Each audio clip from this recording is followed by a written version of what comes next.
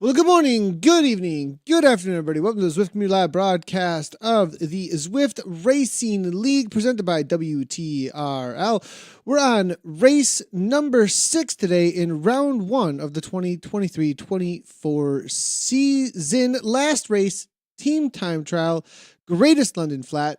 From the chatter I've seen in the community, a lot of people have been doing their homework. A lot of people jumping into maybe their first ever team time trial. A lot of very experienced riders, though, as well. I've got a lot of familiar names actually out there. It's going to be interesting to see. We will be covering the C's mainly for our images across the board today. And then for the rest of the categories, though, we will be taking a look at your times as well as some of the league standings. It is a day that's mainly all about the speed, the time, and the data, Dave. I'm Nathan Guerra. Dave Towle next to me. Welcome to the broadcast, everybody. Yeah, thanks, Nathan. It's critical, I think, that you have at least one team member who has experience in this discipline. If you haven't been racing on Thursdays for WTRL and have that team time trial experience, it's really something you can talk a lot about it, but until you jump into the deep end of the pool and experience it in real life, in real time, you just really have no idea what you're doing out here. It sounds so simple. It really isn't. And this is a course that challenges our riders. Over 200 meters of climbing, over 30 meters, although not, 30 kilometers, although not by much. So it's a long day out there. And I would say, Nathan, the longer these time trials are, the more time there is for something to go wrong out there. It is really hard to keep your focus in this discipline, as you would well know, having done a tremendous number of them yourself. We spoke a lot about the team time trial, this course, and how to do a team time trial actually on our latest podcast, the wrap number 65. We had Aaron Bleakley, who's a TT specialist, not only in real life, but I would think even more so now in Zwift. And we went into the deep dive for that. So definitely check that out if you're wondering anything about team time trials. There was one or two really fun moments though. And one of the funnest moments on that podcast recently, I'm just going to mention because a lot of people are going to probably be experiencing this phenomenon, is being on a Discord channel with people from all over the world, which is a voice communication channel for those that might not know, or some sort of way of doing a voice communication. And suddenly a fight breaks out in the middle but everyone knows it's a passive aggressive fight. That there isn't, like, everyone knows in this moment that these two are fighting. Gaps have been opened. Now 3 of them are mad at each other. And then you have in the background the peacemaker or your DS, like, trying to keep everyone calm down. Okay, yeah, let's get, oh my gosh, who are these people even across the world? Like, or they're your buddies, like, virtually now at this point. And it's this it's kind of hilarious, also kind of cool, and also like one of those, okay, iron sharpens iron, even emotionally, mentally, and personally in and amongst the team time trial in the Zwift world, because I think everyone has experienced this that's done. If you've done more than 3, 4, 5 team time trials, you've probably had some of those passive aggressive moments when someone opens a gap, somebody else pushes you off a wheel, and it's all within a team of people who are friends. It's not like it's on another team. You can actually communicate with these people, and it's on the line in those moments. It was actually a great moment in the podcast that we look back at that describes, I feel like, what a lot of people might go through in the funny moments of what we do here in our virtual racing. It reminds me of being in a rock and roll band, right? The common goal is to put out a great product. Here it's to have a fast time, but along the way, there's going to be some tension. There's going to be some conflict, and that's all part of the creative process. And that's it's interesting how that comes into racing as well. So to give you some ground rules here, if you're new to the team time trial world, so this, as Nathan said, is the 6th and final event of this season. This is their 2nd team time trial that they've done. They raced in France earlier. This one, a little bit longer, a little bit tougher, and a lot more on the line, as this is it. They're racing for all the marbles out here today. The time will be taken off of the 4th rider. How that 4th rider gets there, typically, Nathan, it's within a 4-rider group. That's the goal, maybe even a 5-rider group. If things are executed perfectly, you do finish with 4, because that 5th rider would have taken a huge pull in the last K or so to eke out another half second or second and sacrifice themselves because their time wouldn't matter. And actually, I would think for the ego, Nathan, that feeling of being that rider that takes that final monster pull, that's a critical role. That's almost like the anchor runner in a relay. 100%. Yep. And I think on this Greatest London Flat, having as many coming to the line as you can, especially making it through the Surrey Hills, making it out of the underground, and then having, because it's still a long ways to go from that underground all the way back over to the classic course. So if you haven't had a chance to take a look at Greatest London Flat, head on over to ZwiftInsider.com. Just search up Greatest London Flat and Zwift. It should be the first page that comes up. You'll get a good idea of exactly what I'm talking about. Let's jump right on in. This is a really familiar team. The KC team, Kirchmer. These ladies have been racing the WTRL TTT for quite a long time. Extremely familiar with them. Great to see them hanging out. And at the front end of this C category for the women's, this will be the East Division 1. They're in with the C category. These are the times that have come in so far. This is the Kirchmer. Team B's 11:44 is what they're coming through with. So that's going to be setting the benchmark right now, it looks like. Synergy Attack at a 12:02 so far. Real close race there between them and NZ Bro. Yeah, let's take a look at all these times here. So this is actually a great team to hang with. They have a tremendous amount of experience across the board, the full spectrum of racing. So that's going to be the Team B's from Kirkmeyer. Again, we're in with our C's right now. It's been great to watch the C's through the whole season. They've tightened up. They look really good. 11:44 their time. You can see it goes all the way back to 18 seconds there at that first split.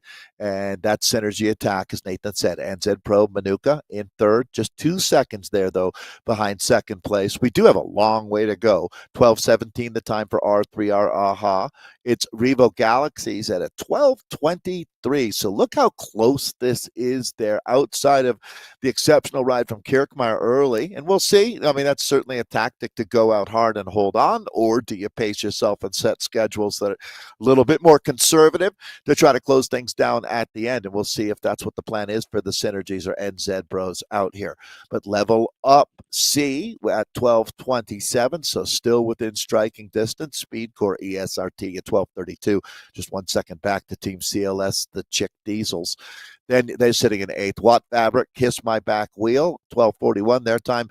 So we're now just getting to a minute back, basically, for Watt Fabric sitting in ninth at that first check. 10th place there, Team NL Ladies C, Dutch Chi at 12:48 and 12:50 is Galaxy Inferno. So that's a look at where the C's are at that first check. It won't be too long until we pick up this team right now.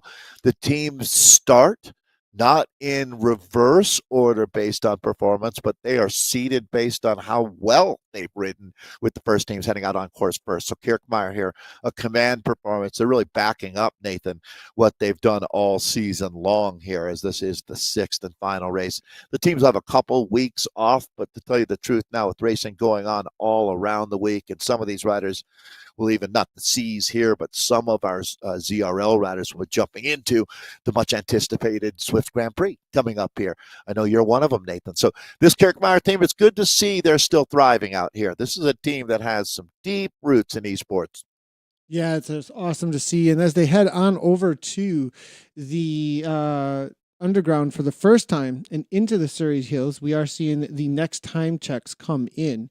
This next time check is going to be the 16K marker that they just went through, 23:15 for Kirchmer, C1WBs there, and then it is going to be 23:38 for NZ Bro Manuka and Synergy Attack 23:47. So a little bit of gaps opening up there more so. It looks like it was close between NZ Bro and Synergy Attack, but NZ Bro have overtaken now at this point Synergy out on the road. Synergy solo rider, though, is there this may be a situation? Has this rider either been dropped, or has this rider been out here solo hammering up against the rest of these C's because she just didn't have any teammate. Now this result, it'll be I'm pretty sure you have to cross the line with 4 riders. And so is this a 100%. situation where this is just somebody who's out here being an awesome person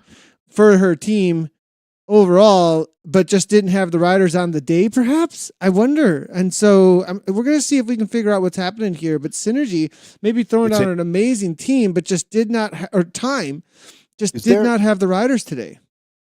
Because it's interesting that time is showing up, right? Because you'd think that time would be taken off of the 4th rider's wheel. I'm seeing 6 riders, though, starting. So I'm seeing 6 riders starting. Yeah, there's something happening here where I'm wondering if we're just not seeing the rest of the riders for some reason. Guess. Yeah, let's go with that for now and just leave that alone, Nathan. Okay. Because that's going to be a little hard to figure out. Because I've never seen that one before. That one's going to be very hard to figure out. I have a feeling there's like 4 or 5 other riders around that rider actually, and we might not be seeing them. That may be what's going on there. Thinking. To be honest, that's what I'm thinking, to tell you the truth. So we'll work with that as our working theory right now. This is going to be level velo that we're looking at. This is Cy Bradley and his crew. Really does a great job with the preview videos. It does all our reconnoitering for us out here. And this team has come together over the last couple of years, but really operating as a strong unit out here as we see all 6 of them together through 17K. So we'll have a good chance here to watch a team that's been working hard at this. I get the feeling, Nathan, watching these ladies, that they've been racing on Thursdays with WTRL. Yeah, 100%. It looks like they've got, well, I mean, if you're representing the Recon Ride Master brand, I think he probably, they've been definitely doing their homework, I have a feeling, and they're going to be showing up on the day representing level. Good to see. We do have the current standings up, as you can see here, for this zone or this division 1Cs. 88, 87, 86. Dave, look at how close this is at the top. Kurtzmer, if they're able to bunny hop Synergy, so Dave, real quickly, I'm going to go back real quick to this. If things stay as they are, is it a tie at the end of the day and the win goes to Kurtzmer because of the last race won? Like, I wonder, like this, that ends. So that's the typical countback would be best, most recent result. And I would think in the definitive final time trial, 100% lot on the line out here. So you point out something fascinating. These 3 teams, Nathan, have been the class of this group without any doubt. They're not virtually tied. As Synergy Attack, though, as things stand right now, are virtually tied. To tell you the truth, it's going to be flat out incredible. So Synergy Attack. So the point schedule here, the scheme has 20 points for the team that wins, 19 for second, 18 for third. Nathan, it's not hard to imagine a 3-way tie on points forcing us into the countback. That's actually one of the more likely scenarios right now, actually, is that we have these teams all tied. It would be incredible. So that being said, here we go. Synergy Attack with 88, 87 for NZ Bro Manuka, Kirkmeyer, the C1W Team Bs, who we were following along with earlier in the yellow and black at 86 points. Then you've got Level Up. That's the team on your screen right now. Now, there's not really a pathway for them to win outright, but they're going to really look to hold on to their 4th place out here because right behind them, they've got Team CLS, the Chick Diesels, at 73 points, Revo Galaxies at 71 points and 6. Then Speedcore, ESRT. They're sitting 7th right now in 63 points. So that's the next real battle royale that we're going to see with Watt Fabric, Kiss My Back Wheel, 62 points, tied with Team NL Ladies, the Dutch Cheetahs, and then Galaxy Inferno in 10th. So we've got some battles going on, but it's nice to see up at the top of the table, these 3 teams, Synergy, NZ Bro, and Kirkmeyer, are going to be engaged in what's going to be an incredible final 11K of racing out here in the case of, Level Velo that we're with now. Yeah, we'll see if we can move around a little bit, as we've got plenty of other riders out on course. Now, one thing you will notice that the rider nearby list, though, does change up when they hit the Surrey Hills. It is a different section of course, so the nearby riders on the right-hand side are a little bit harder to get at. As soon as we do get a few more of them, though, we will jump back and see how things are going with some of the other teams behind. That's the current situation for these league standings for this C category. Let's jump across and see if we got some more times coming in, though. Revo Galaxy level is coming through there. It looks like Speedcore as well. Team CLS Cheek Diesels and Soxer Watts still waiting for their time. Dave, Soxer Watts started pretty far back, actually, I have a feeling. But look at this. Coming through at 11:57. They're going to, as you would say, upset the apple cart, it looks like, a bit when it comes to the rest of these teams. Yes, second fastest time. They're right behind Kirkmeyer. That's good. They deserve it. They've done their work. That's one of the original team time trial squads, I'd say. Sox. They formed around Thursday WTRLs, I would have to say. So nice to see that remains their specialty. Let's see how far they can climb the table. As this would be their day, that's for sure. So look at this team, Nathan. What an outfit we've got in front of us here. This is level up as they come to 20 miles in. This team has clearly done their work. Now, are they saying goodbye to one rider here? 1, 2, 3, 4, 5. So I'm thinking, looking back, I do think they might one holding on. It looks like holding on. 1, 2, 3, 4, 5. I haven't seen anybody. I'm not seeing anybody too far. Or did back. they start with 5? There we go. They started with 5, perhaps. I'm looking through and it says 6. Level. It says 6, so maybe they let go of a rider earlier on. We do have Team CLS here, hammering through. 1, 2, 3, 4, 5, 6 coming into the Surrey Hills. Great to see their time so far. For CLS, it's going to be the Cheek Diesels, 24:44, sitting in for 7th place as it stands right now. How much have Pack Dynamics 4.1 affected team time trialing, Nathan? It does a lot, actually. It, in my opinion and in my experience, has made things easier and harder at the same time. The ability to be a lazy Zwifter in any way whatsoever has been completely removed with the new pack dynamics. So and one of the things I will say, and I'm sorry, maybe I'll try and use a different term than lazy Zwifter, but the churn method when it comes to team time trialing was a lazy method, in my opinion. It was well, we can all kind of just group up, and when somebody's ready to go, you can go.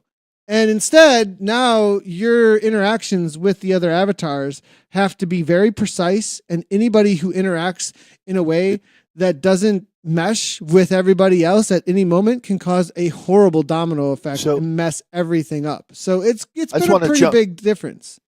Yeah, I mean, Nathan, for me, that churn method was similar to watching 5 or 6-year-olds playing soccer, right? I mean, it was like, I guess this is a team time trial, but I mean, technically we're taking the time off of the fourth wheel, but the sophistication, I mean, it really did prove to be true that almost everything that applied to in real life team time trialing applied on Zwift. Yeah. Ultimately. Yeah. Totally. And, which really speaks, the guys who are using churn probably really appreciate your description. Can you imagine if you showed up at the Olympics using the churn method with your 4 riders? You would have been the laughing stock. You'd be off the back in a half a second. I mean, that's just, there's no... It doesn't work as well. It doesn't work. So yeah, you're right there. Right. You're right there. And it was a good method for jumping in and just, low stress, just ride with this. Just go ride your bike, and whenever somebody felt good, you can come on through, and there might be a little bit of waste, and you could find seconds here or there not using it, but now, because of the reality of every single avatar holds space now, and because of that, because every avatar holds space, it changes everything completely. Where if you try and take up somebody else's space, you're going to push everybody else out of their order. And so, the reality is a straight line is where it's at now. That sector, Nathan, that they just went through here with the AVC team, that might be one of the toughest moments on Zwift, to tell you the truth. Getting slammed by that after going through 22K of team time trialing on a really tough course, that really tests you. No doubt about it.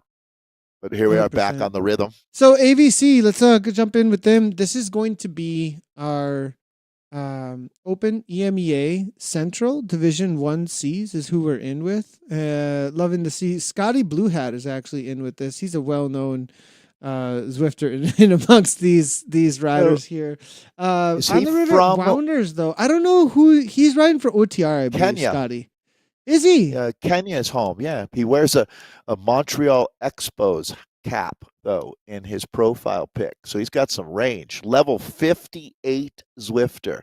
I am surprised Scotty's not level 60, only because I've seen him on the broadcast so many times. But cool to see he's in and amongst the C's here. Dave, real quickly, the current times on the River Wounders, they are not coming in the top seed, but they have an 11:07. And look at how close this is.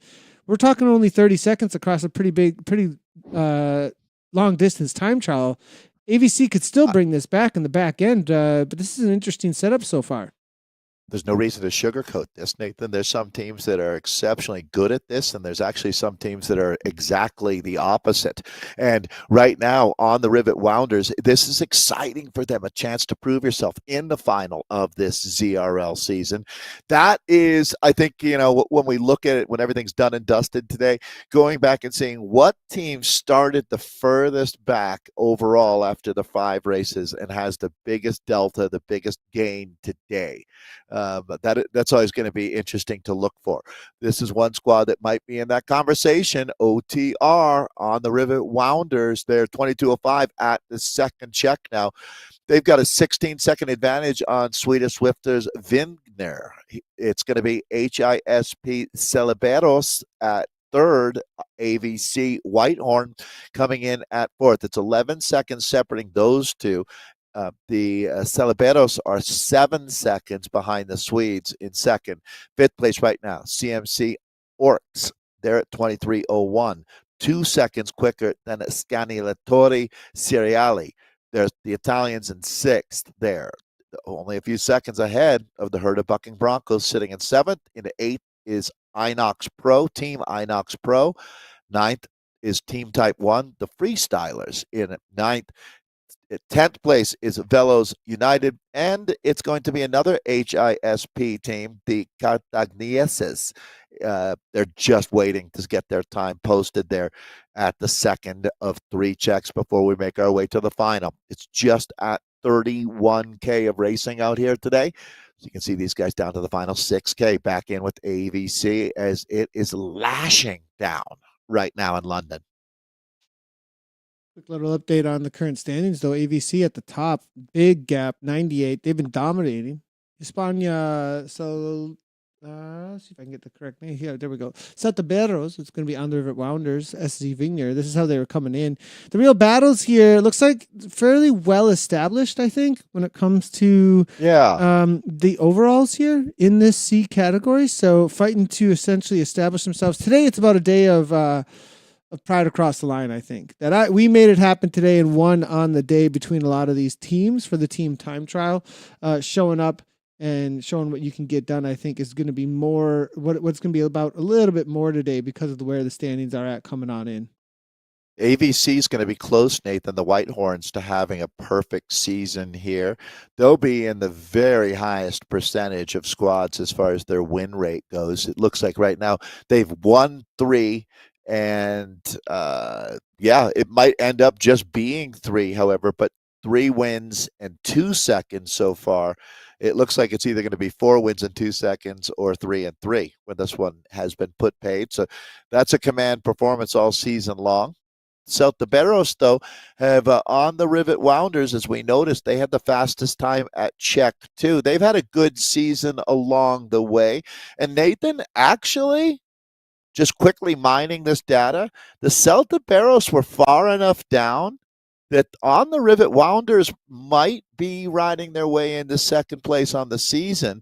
If Celtiberos finishes sixth or worse, I think that might just give enough gain for the Wounders out here. And I think they were around sixth, to tell you the truth. Can we flash back? Do you mind for me? I know you're doing a million things. We can keep an eye on that for sure. If we go back to how they were doing on the season, right?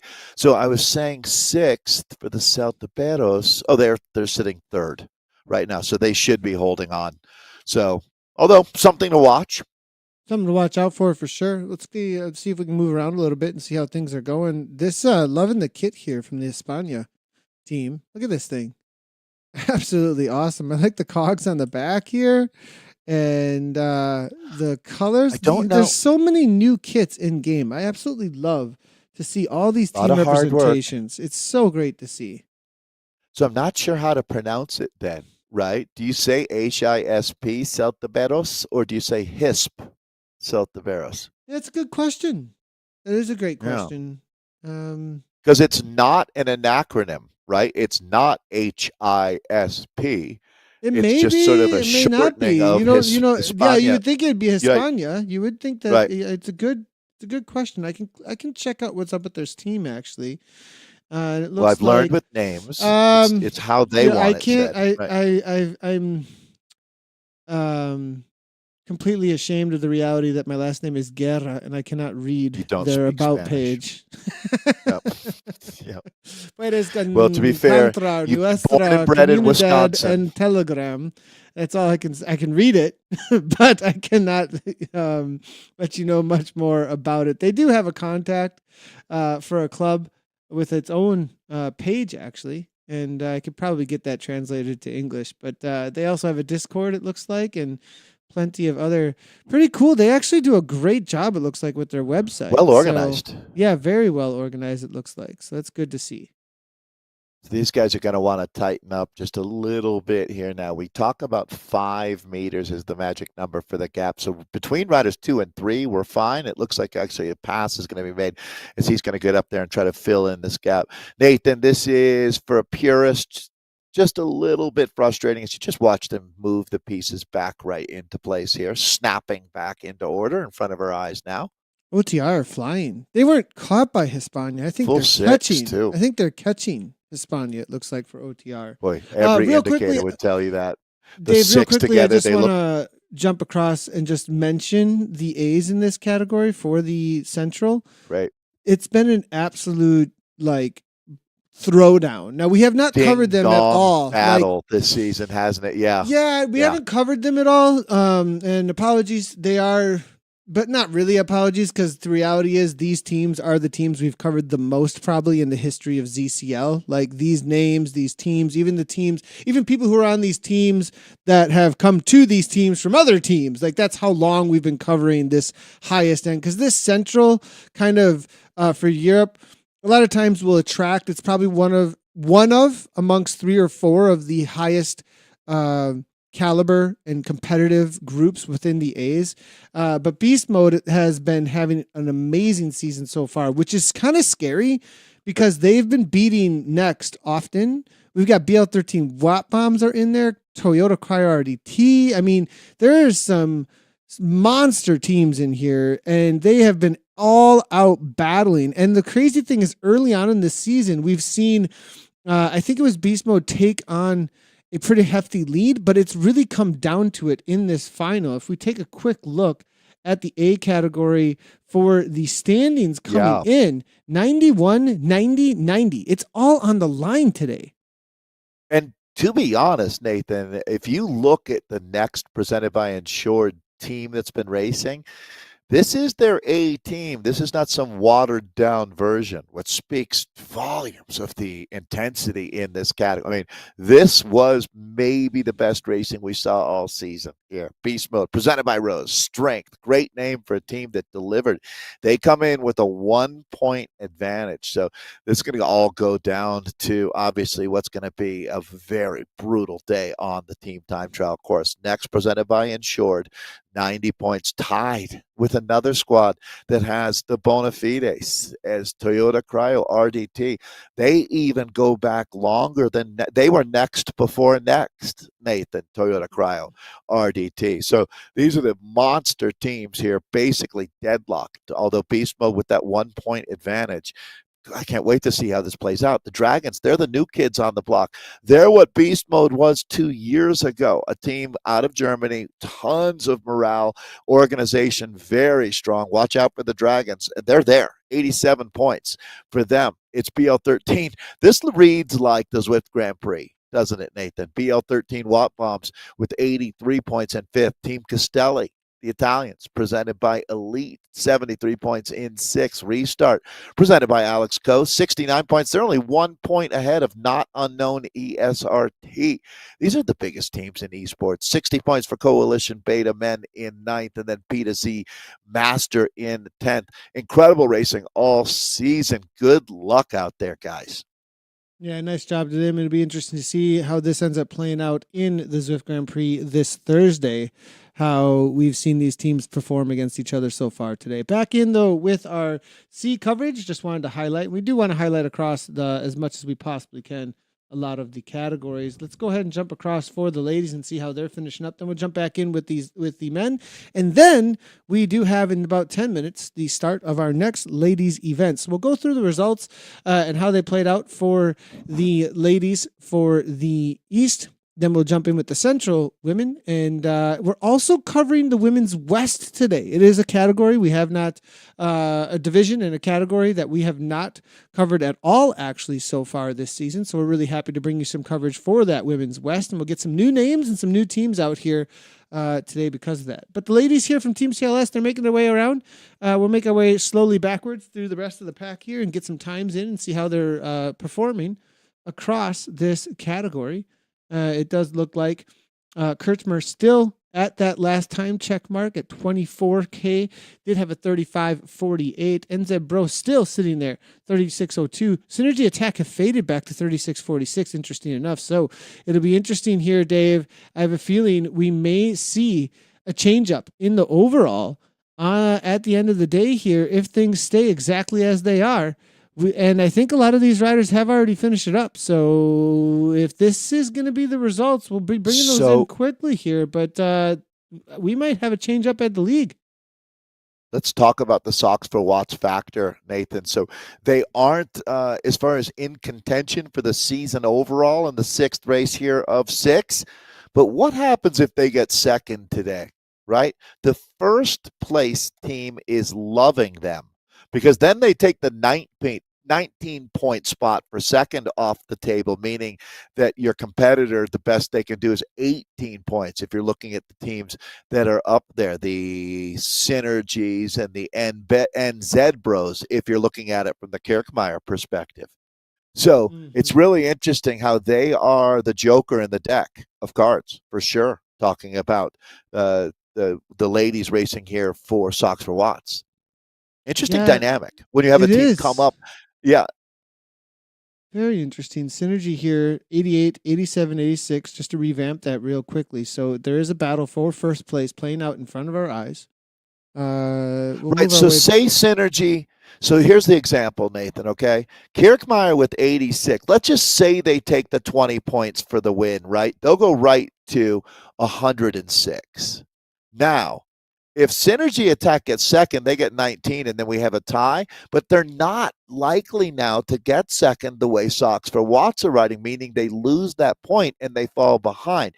That I'm leaving NZ Bro out of that whole conversation. When you have three teams fighting like this, it makes it really complex. Now, also, just ahead of this, now another dynamic playing out right in front of our eyes as well. How well is Revo Galaxies doing? We got Paige One Row here. Watmore's here as well. Trygestead, Zoller, all from Revo. Baker is here as well. So Revo, this is one of the top teams as well within this category. Revo Galaxies. Team CLS Cheek Diesels, they're only 2 points ahead. What's the situation here when it comes to the time gaps? Does that make any kind of difference whatsoever? We are seeing Revo Galaxies currently in 6th place. Team CLS, they have fallen back to 8th. It's all on the line here right now also for those minor placings. I mean, we're looking Revo Galaxies maybe jumping into swing. A top 5, right? Right. Yeah, so these ladies now just into the last, call it 500 meters now. This is where you are completely emptying out the tank here. There's really no watts left as you're scraping the bottom of that proverbial barrel here. This is really, truly one of the original ways that you knew that Zwift's community was going to be so strong when you looked at what happened with, I think the perfect example would be, I'd love to make a documentary movie about what happens with this, but a group of C-level women, I'm thinking a team like Revo or Crush Pod, Nathan, how they bond and support each other. There's the finish arch. This one is close to being over as they head into the final few meters here to put paid on a tough day out here on Greatest London Flat. ESRT coming in, always a team that's in it for, I think, the scratch races as well as the points races. ESRT, though, on the day here, where are they at, though, when it comes to this? Well, Speedcore, 5th place right now. 37-32. They were battling still with the Revo Galaxies. Will they better the time there of the Revo Galaxies? We'll start getting some they're just about results. I mean, they're pretty close, so they could hold on at this point. But I don't know. I have a feeling this is a little bit more than a minute, perhaps, between Speedcore and Revo Galaxies at this point. I'm not sure which one. I'm pretty sure Revo started first with where the time gaps are at here. So ESRT were chasing them. Revo Galaxies were chasing ESRT, but Revo Galaxies might have got the better of them at the line here. We'll have to wait and see what the results have to say. But again, all of this coming right down to it when it comes to the seconds that are available. Watt Fabric now making the chase. Oh, nice little, I love to see the kicks to the line. It's your 4, though. It's your 4. Leichberg here needs to step it up just a little bit and get across that line. Those are precious seconds, Dave, aren't they? Well, they are. And, I mean, it might not even be seconds. We could be talking about tenths. But in all honesty, I understand the desire to get the race over with. But that 4th rider is what it's all about. So it's really hard to not be expressive and exuberant and do exactly what those ladies are doing, which is throw down a sprint to the line. But if you're not bringing your 4th rider with you, you're just dropping yourself. I mean, you literally are dropping yourself. Think about it that way. I love how you put that. You're dropping yourself. That's a great way. I mean, it's brutal to put it that way, but it's like your time is coming off of that wheel that you're riding away from, my friend. Mm-hmm. That's what a director has to get through to their riders, that you need to stay together with that 4th rider, whatever it takes. And sometimes that means checking your ego at the door, because it's like, sure, you can go faster and you want the world to know that. But if you're part of a team, you need to continue to work for the end goal, which is getting the time of that 4th rider better, which means you're staying back and keeping her, in this case, in your draft. What, it's not fun sometimes, is it, Nathan? No, it's not. It's not. You can get yelled at. This is where the tensions come in that we had talked about at the beginning of the podcast, isn't it? But hold on to 12th here, though. I just want to highlight real quickly as they cross the line, before they cross the line, Watt Fabric coming across here. It's going to be Laceman, Karina, Wallace, and they're all going to come together, it looks like, here for 4 across the line. A little ways back, it is going to be the Dutch Cheetahs. We'll get in with them. And then another team I want to highlight in the men's side of things, or the Open, is going to also be NTS. They've been showing up to a lot of our broadcasts here, and they actually happen to be in with the C's here for the Open EMEA Central that we are covering. And this is some of the, like, big names from the not too serious team. We've got, I think William Chow is in here. I have a feeling BB, LS. These are all names that are pretty familiar, I think, to the Zwift community when it comes to the C and D category. So it's great to see them out there. But them and the Cheetahs from Team Netherlands about to cross the line in the back end of the C category. Yeah, all right. So you can see now that this wave of races are just about done. The final race of their season as well. This is the second team time trial that they've contested, but certainly the most significant. As it's nice to see NTS, Nathan, as you were saying, is a team that has a great spirit to them as well. It looks like they are going to bring 5 to the line. So really solid job. Thank you, bringing this whole squad home now. Nice mix on this crew, as this one is now just seconds away from being done and dusted out here on Greatest London Flat.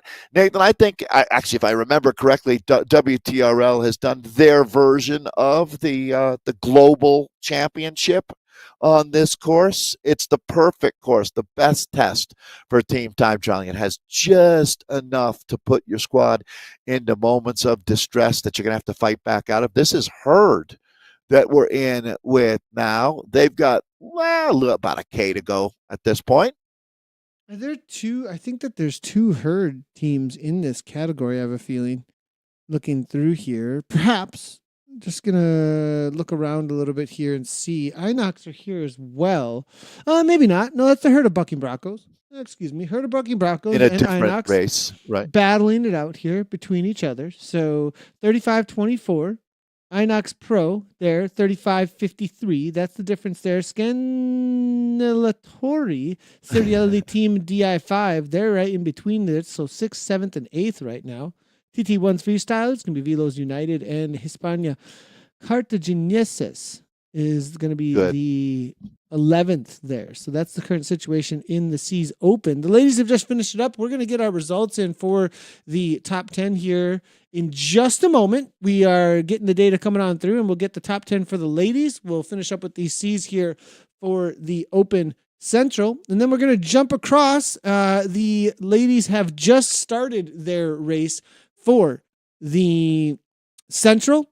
And then for women, and then the West, also for women, are going to be getting out on course in just a moment. So we'll start our coverage for those in probably about 5 to 10 minutes or so as we follow along with the team time trial with Inox right now, finishing up for this C category.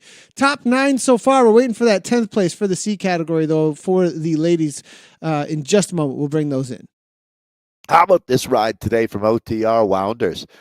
So they were third coming into this 6th race. They're going to put a 34.06 up at that final check, which is, so they're holding on to a 15-second advantage over the Swedes. I believe the Swedes were second with AVC Whitehorn as the top team. Oh, there you go. Perfect.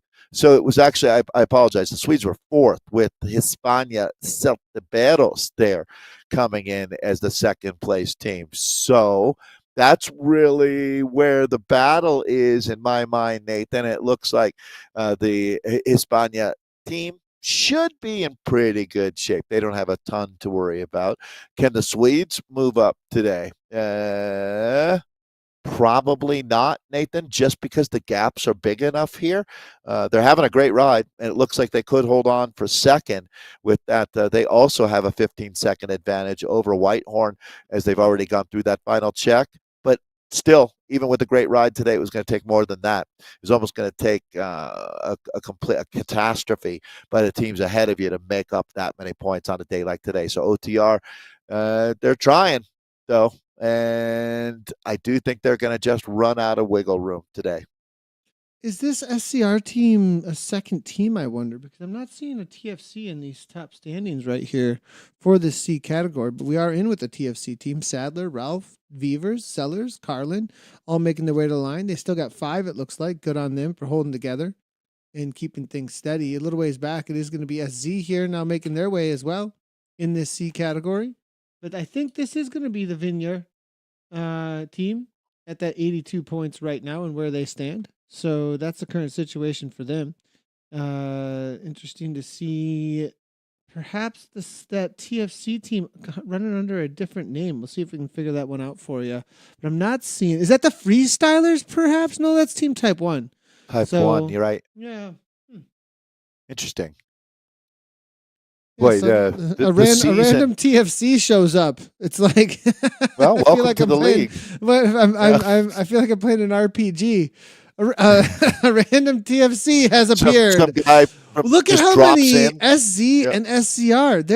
Look at all these SC. There's more than one team for sure. 1, 2, 3, 4, 5, 6 here, and then another with the chase.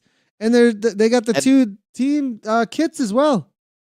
And SZ and SCR are, for all intents and purposes, the same thing, just a different way of entering the data. So no surprise. I mean, pound for pound, ounce for ounce, Sweden, I would think, is the world's top Zwifting nation as far as per capita. So how many people live in your nation? One. I wonder. That is a good sort of question per capita, because it's kind of soft data because you would take how many people live in Sweden? I mean, I guess you could get the official global population recorded number, but generally I think most people just go to Wikipedia, right? But then Zwift's data is private, so there's some folks that would know, but I don't know how would I, as a public citizen, find out how many people in Sweden Zwift, right? That'd be a challenge. No, I don't think that's a public information. I don't think that's going to happen. Yeah, exactly. I mean, you could probably do some Zwift power. You could do some Zwift power stuff for racing. You could do. I'm sure someone smart could get you pretty darn close. But I would bet dollars to donuts that the Scandinavian nations, Denmark, Norway, Finland, Sweden, I wouldn't be surprised if all 4 are in the top 6 or 7 countries. Zwifter per capita. ZPC. What's your ZPC number? I like that. Yeah. Zwifter per capita. This is, what's going on? I feel like this is like the Swedish Nat Championships. What's going on? This is 3 in a row, Dave. This isn't just like SZ, SCR, and now we have this ZWL, ZWDL, and it's also all Swedes. This is crazy. Zwifting while Swedish is another. So good for them. I would wonder, what is it like in Sweden today? It's a long country, so it probably depends where in Sweden you are. They're just about done, about a little under 2K of racing out here as they wrap things up. As we take a look at the Wounders, again, they're having their day, that's for sure. I'm pulling for them. It's always nice to see a team step up. It's not like they had a catastrophe of a season and just got it together today. They've been riding strong all year long. But in this group, to put together a command performance in the final race of 6, that's got to feel good. Take some momentum out of this season into season 2, which will be coming up not that far off, Nathan. Early November. We'll get rolling again. Yeah, it's coming pretty quick. I think, is it November 14th? I think we start. That's what I saw. And the courses are out. I believe it was Martin Carew posting on WTRL or through that portal that I saw a listing of where we're going to be racing over the next 6 events that make up season 2 of 23-24. As these Swedish riders are finishing up here, let's bring in the results for the ladies, as we do have the results for the ladies when it comes to this latest race on the C category. This is going to be the results for the C category East, EMEA East, and the results across the line. Kirchmer did it here. Dave, there's going to be a changeup, I think, in the overall. Oh, wow. And look how close it was. Anything under 10 seconds at the finish is exceptionally tight. NZ Bro Manuka, they rode their hearts out here today. But Kirchmeier does it, you can see with a little more power out there. And I mean, that was the difference, to be honest, is you're looking at 4/100ths of in the watts per kilogram there. That's, for all intents and purposes, nearly exactly the same. Look at socks for watts today, Nathan. I'm going to guess that they just crossed the line. Is that time will update. Their power was great. NZ Bro just slightly more efficient. Well, more than slightly, I should say, as they're going to come through at 1 minute and 4 seconds back from our winning time in third as it stands. And that should stand now. Actually, we can lock down this top 10 at this point. So Kirkmeyer C1W Team Bs with the 46-38 to take the W and the 20 points that go with it. There's 19 points for second, so we'll send them to NZ Bro Manuka. Just so close today. Great job to the New Zealand-based team. Socks for Watts have their best ride of the season, a third place today, a solid third as well, with Synergy Attack then ending up in fourth. Now, that's going to be interesting, Nathan, once we dust this one off and take a look at how all of the points have added up over the 6 races. Oh, man, my spider senses tell me it's going to be interesting. It's going to be R3R AHA in 5th, Revo Galaxies in 6th place today, Speedcore ESRT. They're going to hold on to the 7th spot on the 6th and final race of the season. It's the Galacias of Hispania in 8th, Vikings Iden in 9th, AHDRL. That's the Australian Hump Day Ride Ladies Crank Crushers team in 10th, and then Level Up C. They're going to take the 11th spot out here today. It was really close, though, if you look at 11th, 10th, 9th, even 8th. So well fought, ladies. Good job out there, and congratulations to Kirkmeyer for taking a big win on the final day of the season. That's the C's. Very nice job across the board, 100%. Let's see if we can get the C category for current standings and results for the C category. Looks like we do have for the top 10 for what we just covered for the Open EMEA. There we go. On the Rivet Wanderers, they made it happen here, Dave, so far. Yeah, so that's when we take a look at a long season here. Scannelatori, they must have missed a race along the way. I'm wondering why these teams are still showing 5 here. That must be the case, that they scratched. I'm going to guess. It's been a long season. Plenty of teams scratched. So maybe that's why they're showing 5 here. But these are the times, for sure. What do you mean? I'm trying to understand what you're after. Riders who finished. I'm sorry. I was thinking that was the number of days of racing. So on the Rivet Wounders, gotcha. there were 44-25. That makes sense. I apologize. 31 seconds back was SZ Vinger. It's AVC Whitehorn there at 45 seconds back in third. Hispania Saltaberos. There's so many leagues and so much happening, but you really do like to cross-reference this against the season standing as well, because I think there's going to be some interesting changes here as well. You can always, if you want to go more in depth and are really falling in love with esports racing, WTRL.racing is your go-to spot for all of that data information. And if you want to get involved yourself racing. But so it's going to be Hispania Saltaberos there at 107 back in 4th.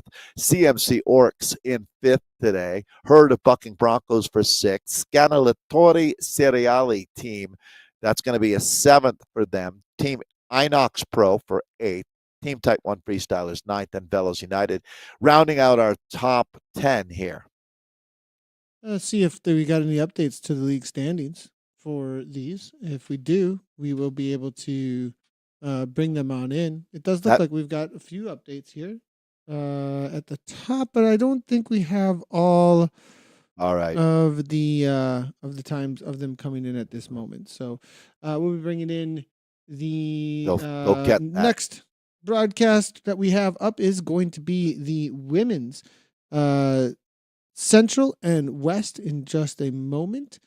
Dave, we'll take a quick break, though, just a quick little 3 to 5 minutes, and be right back at you as we do get the images up for The Central and the West don't go anywhere. If you're looking for the C category for Women's EMEA Central and Women's EMEA West, we'll be bringing that back at you in about 5 minutes as they get through their first 6K marker. And then we will be on with another division that we haven't done any coverage of for this season so far, but we'll be in with the Open EMEA. I believe it's W West. So it's the last European. Yeah, it is the EMEA W West for the Open. We'll be in with them as well. They kick off at 45 past the hour. Quick little break, everybody. Don't go anywhere. We'll be back in about 3 to 5 minutes.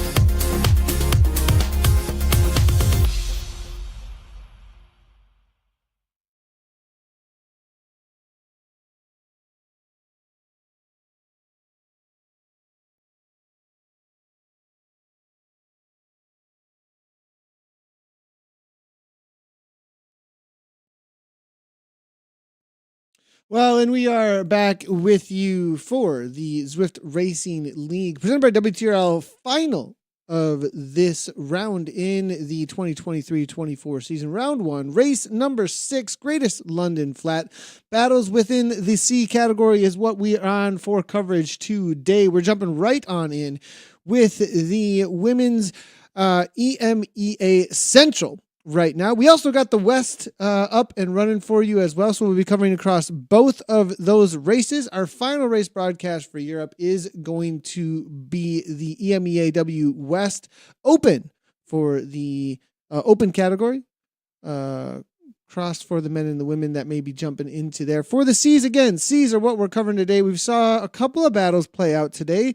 Interesting to see that Kirchmer, it looks like we're able to take over in the women's for that prior category that we just saw and maybe take the win. I wonder if that's going to be the theme at all today for a lot of the racers across all of the categories, Dave. I have a feeling that a lot's coming to right down to it. I mean, some of these teams may have solidified their place amongst the divisions that they're in, but a few of these teams, there's a lot on the line today. Yeah, with over 15,000 folks competing, we break it down to levels that basically, Nathan, we find leagues with in the 10 or divisions, I should say, with 10 to 12 teams, basically 3 to 4 usually end up in that top of the table group out there.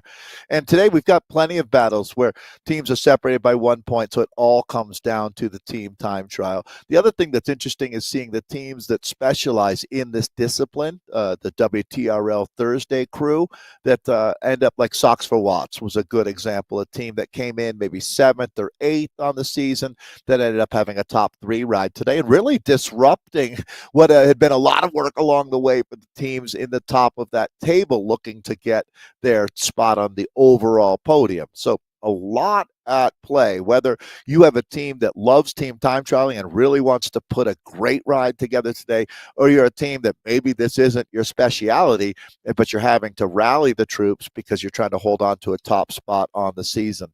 I also wonder, Nathan, how many teams are out here with the pressure of trying to ride their way into a perfect season. We've seen squads do that, like Next along the way. So getting your 6th 20-point perfect score along the way, only a handful of teams, if any, will get that done out here. Yeah, 100%. Yeah, it'll be interesting to see if we have any of those across. We'll take a look at the league standings here in just There'll be a couple. There'll be a couple here. I wonder Yeah. if actually this team we're about to look at, I wouldn't be surprised. I think that they had a top, I think that they actually had an undefeated score coming into some of the races that we did cover for this C category in the Centrals. Crush Pod Verd with Rennie, the Sellies, Kathy's here, Petra, Madi, and Volkman. This is the situation right now out on course. They're 14K in. They do have the fastest time so far. The Oni and Chicas are chasing them only 5 seconds back. 2 seconds between them and the Zed Sun Unicorns, between the Oni and Chicas. And Zed Sun Unicorns currently, it does look like almost every team starting with 6 except for PDQ Property Elite Women's Cycling, actually. So now this is a very close top 5 right now, only separated by less than 20 seconds, Dave. So anywhere between Galaxy Velocity and Crushpod Verdandi, depending on how they play the second half of this race, this could have some disruption on it. At least we'll see how the standings were coming into the league. But Verde, they are distancing themselves still from the Chicas as Helen leads the Chicas right now with Aeonian. Looking backwards there in a little ways, there is the Gen 2 Penguins. Interesting, I'm seeing the Gen 2 Penguins here. They must have started 3rd. This is close. But they are struggling up against the Zed Sun Unicorns, who are setting a blistering time. Zed Sun were the 5th to go out, Dave, because SZ are in between them. So they are having a really good ride. The Penguins are having a great ride. Things are getting a little bit disruptive when it comes to the TTT today, and we tend to see that on these days, don't we, Dave? Yeah, absolutely. So I realize that there is a ton going on here, but this is our women's EMEAE Central Division One C's that we're looking at now. Look how close this is. With 11:47 the time on top of the table, it's only 5 seconds back to the Aeonian Chicas. Nathan, I'm sure we'll have a chance to look. So we've been following these ladies all season long. This has been an incredible group. Only 2 more seconds separating second and third. So from Aeonian back to Zed Sunicorns, that's so close right now. Only a few more seconds back to the herd of Gen 2 Penguins. So these teams are stuck in on what is a very rainy day. The course, if you're just joining us, we are in London on what I would call the definitive team time trial course. Greatest London Flat, 31K of racing. There's some features. You hit a 10% grade on the elevator out. I mean, it's no joke out here, as our teams really are going to be pushed to the limit. Here is the standings now. Crush Pod Verdandi, not perfect, but pretty darn close, as they've got along the way 3 wins and 2 seconds to be sitting on 98 points, or 4 wins and a third, to tell you the truth, however you want to do the math. But they're nearly perfect this year, with Aeonian Chicas sitting in second, and they're going to be concerned. I think they're more looking at the heat coming from behind, because they would need to win and have Crush Pod finish outside the top 8 if they wanted a chance to win the season. So I think they're going to be more like trying to consolidate their silver medal spot there in second. And it is herd of Gen 2 Penguins that'll be looking to take that away from them. They've got SC's Jord in fourth right now, with Zed Sun Unicorns in fifth. Crushpod Saga sitting just 3 points behind Zed Sun. They're in sixth. It's Galaxy Velocity, 72 points in seventh. Team NL Ladies in eighth. WCC Dust Devils ninth. And then Velocipedes in 10th. So that's the standings after 5 of 6 races. You can actually get in real time now. We can see how the teams are doing here as Crush Pod Verdandi. They're the top team coming in. They would be the first team out on course. That's actually the Gen 2s that we've got on screen, as they would be chasing. They're actually the 4th team out here to start virtually today. But at 23:08 at check 2, they put up the benchmark time for the top team of the season. So they haven't missed many targets out here, Nathan. Crush Pod Verdandi. No, they haven't. Look at the lineup here too. The way that they're riding this straight line, really good communication. You can tell it's great when you can see in front of your eyes the communication happening between them in their team car. I absolutely love when their communication with how they're moving their avatars with their pedals can come through very clearly in the images that we're being given. You can almost hear, okay, your turn, pull through, slot in, don't disrupt, watch out what's happening there. And you can tell a lot of times when you do have a great DS or great communication between all of the riders, when they do tend to fix these little, not even fix, I would say those downhill situations. A lot of times it's hard to figure out where you're supposed to be. Watch this team though. Watch how quickly they're going to get back in line. Bam. Even after that downhill, everybody right back into the correct order. So I really think, Nathan, that when you talk about a DS in a team time trial, think more along the lines of a symphony and a conductor telling you where to be when, helping you with the timing and the placement, not a NBA head coach on the sideline screaming and waving his arms and yelling at a ref and kicking a table over. And that's just not productive. What these riders need, and I really think back to my time as a kid, Nathan, being around the East German or the Soviet teams, where there was 0.0% feedback that the riders gave when they were racing. They didn't have radios either, but the instruction came from one source. It was crystal clear, and you followed that. Military, like in that situation. It wasn't the time to have a discussion or give your 2 bits. It was a time to just do what the boss says. And I think that really, for team time trialing, I know that's a little draconian or heavy-handed, but I really think for this discipline, it's better to have one person in charge who gives directions, and you follow them. You have a problem with that, you take it up after the race, and then if that doesn't work for you, find another team. Yeah, I mean, there's There's definitely different tactics in that. It depends on a couple of things, and I think how well.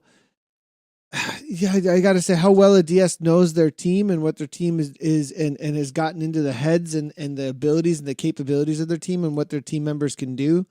That's a huge one, isn't it, Dave? I would think as to whether or Oh, not for that you sure. can I mean, have that kind of control over the situation and whether or not they can read what's happening in a live situation. Volkman here, I like what Volkman's doing.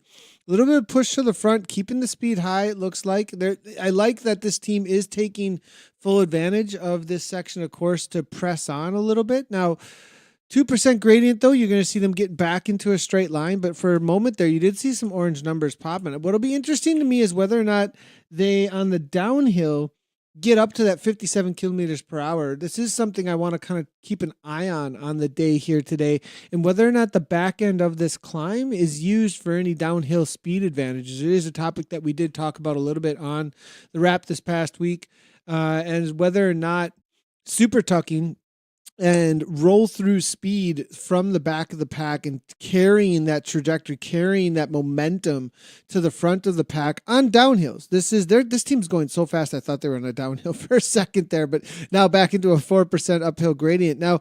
But that idea of roll it's an through interesting snowballing question. effect, I am 100 I am sold for my when I do a team time trial that if you are on a downhill for longer than 10 seconds, one rider at least is going to do some sort of punch to the front, roll through speed and carry that speed through. And then if you're on there for more than 10, 15, 20, 30 seconds, it is There's no hugely way it's 20 advantage. seconds. So my experience would be that what's going to happen is if you're going on a 5% or more downhill grade in a team time trial, that what you're going to want to do is have using the roll through. It's probably between 5 and 8 seconds that you'd actually spend on the front if you had Oh, you're six talking about the riders. single rider. Yeah, yeah, yeah. So I'm talking about how long the Like, downhill is and whether or not you even use the gotcha, roll totally through. makes Yeah, sense, right? and even And in then I would say the general, heavier rider is going to roll through at the bottom either way, even if it's a shorter one sometimes. So but that's a so very once precise moment call, which again is a tough one when it comes to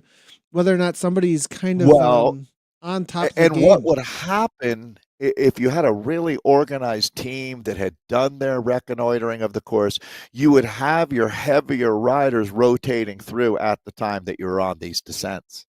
Mhm. Mhm. 100%. You So try to get that's out in front of that. and that's a great point to bring up, Dave, because that's exactly what I was getting at with the moment to moment. If you have a DS that understands those intricacies, they can find you some extra time, but they have to be That's on top huge. of it in a live environment that knows how to They make a need call riders from that second follow to second to direction. second. It can't, you have to be able to read the Yeah. book. You have to be able to speed read the book and know exactly what's going to happen. And you got to know exactly what the plot is and also what you want to be the story outcome at the same time. And that's a tough place to find yourself in if you don't have that amount of depth of experience when it comes to TTT. I wouldn't say this is perfect, but it's damn close what we're looking at right now here on screen. Putting on a clinic. Again, the perfect team time trial ride, especially on Greatest London Flat, doesn't exist. It's how close can you get to that, like the bell curve in some ways. And this team is absolutely crushing it. A command performance that we're looking at. So, it's one thing when you look at them on the screen. How are they doing out here as far as the data goes? It's Crush Pod Verdandi that have been our fastest team, 23:08 at that first split. That's going to be 10 seconds quicker than Aoni and Chicas. So the Chicas are right there. Gap is still not that large. Back to Zed Sunicorns there.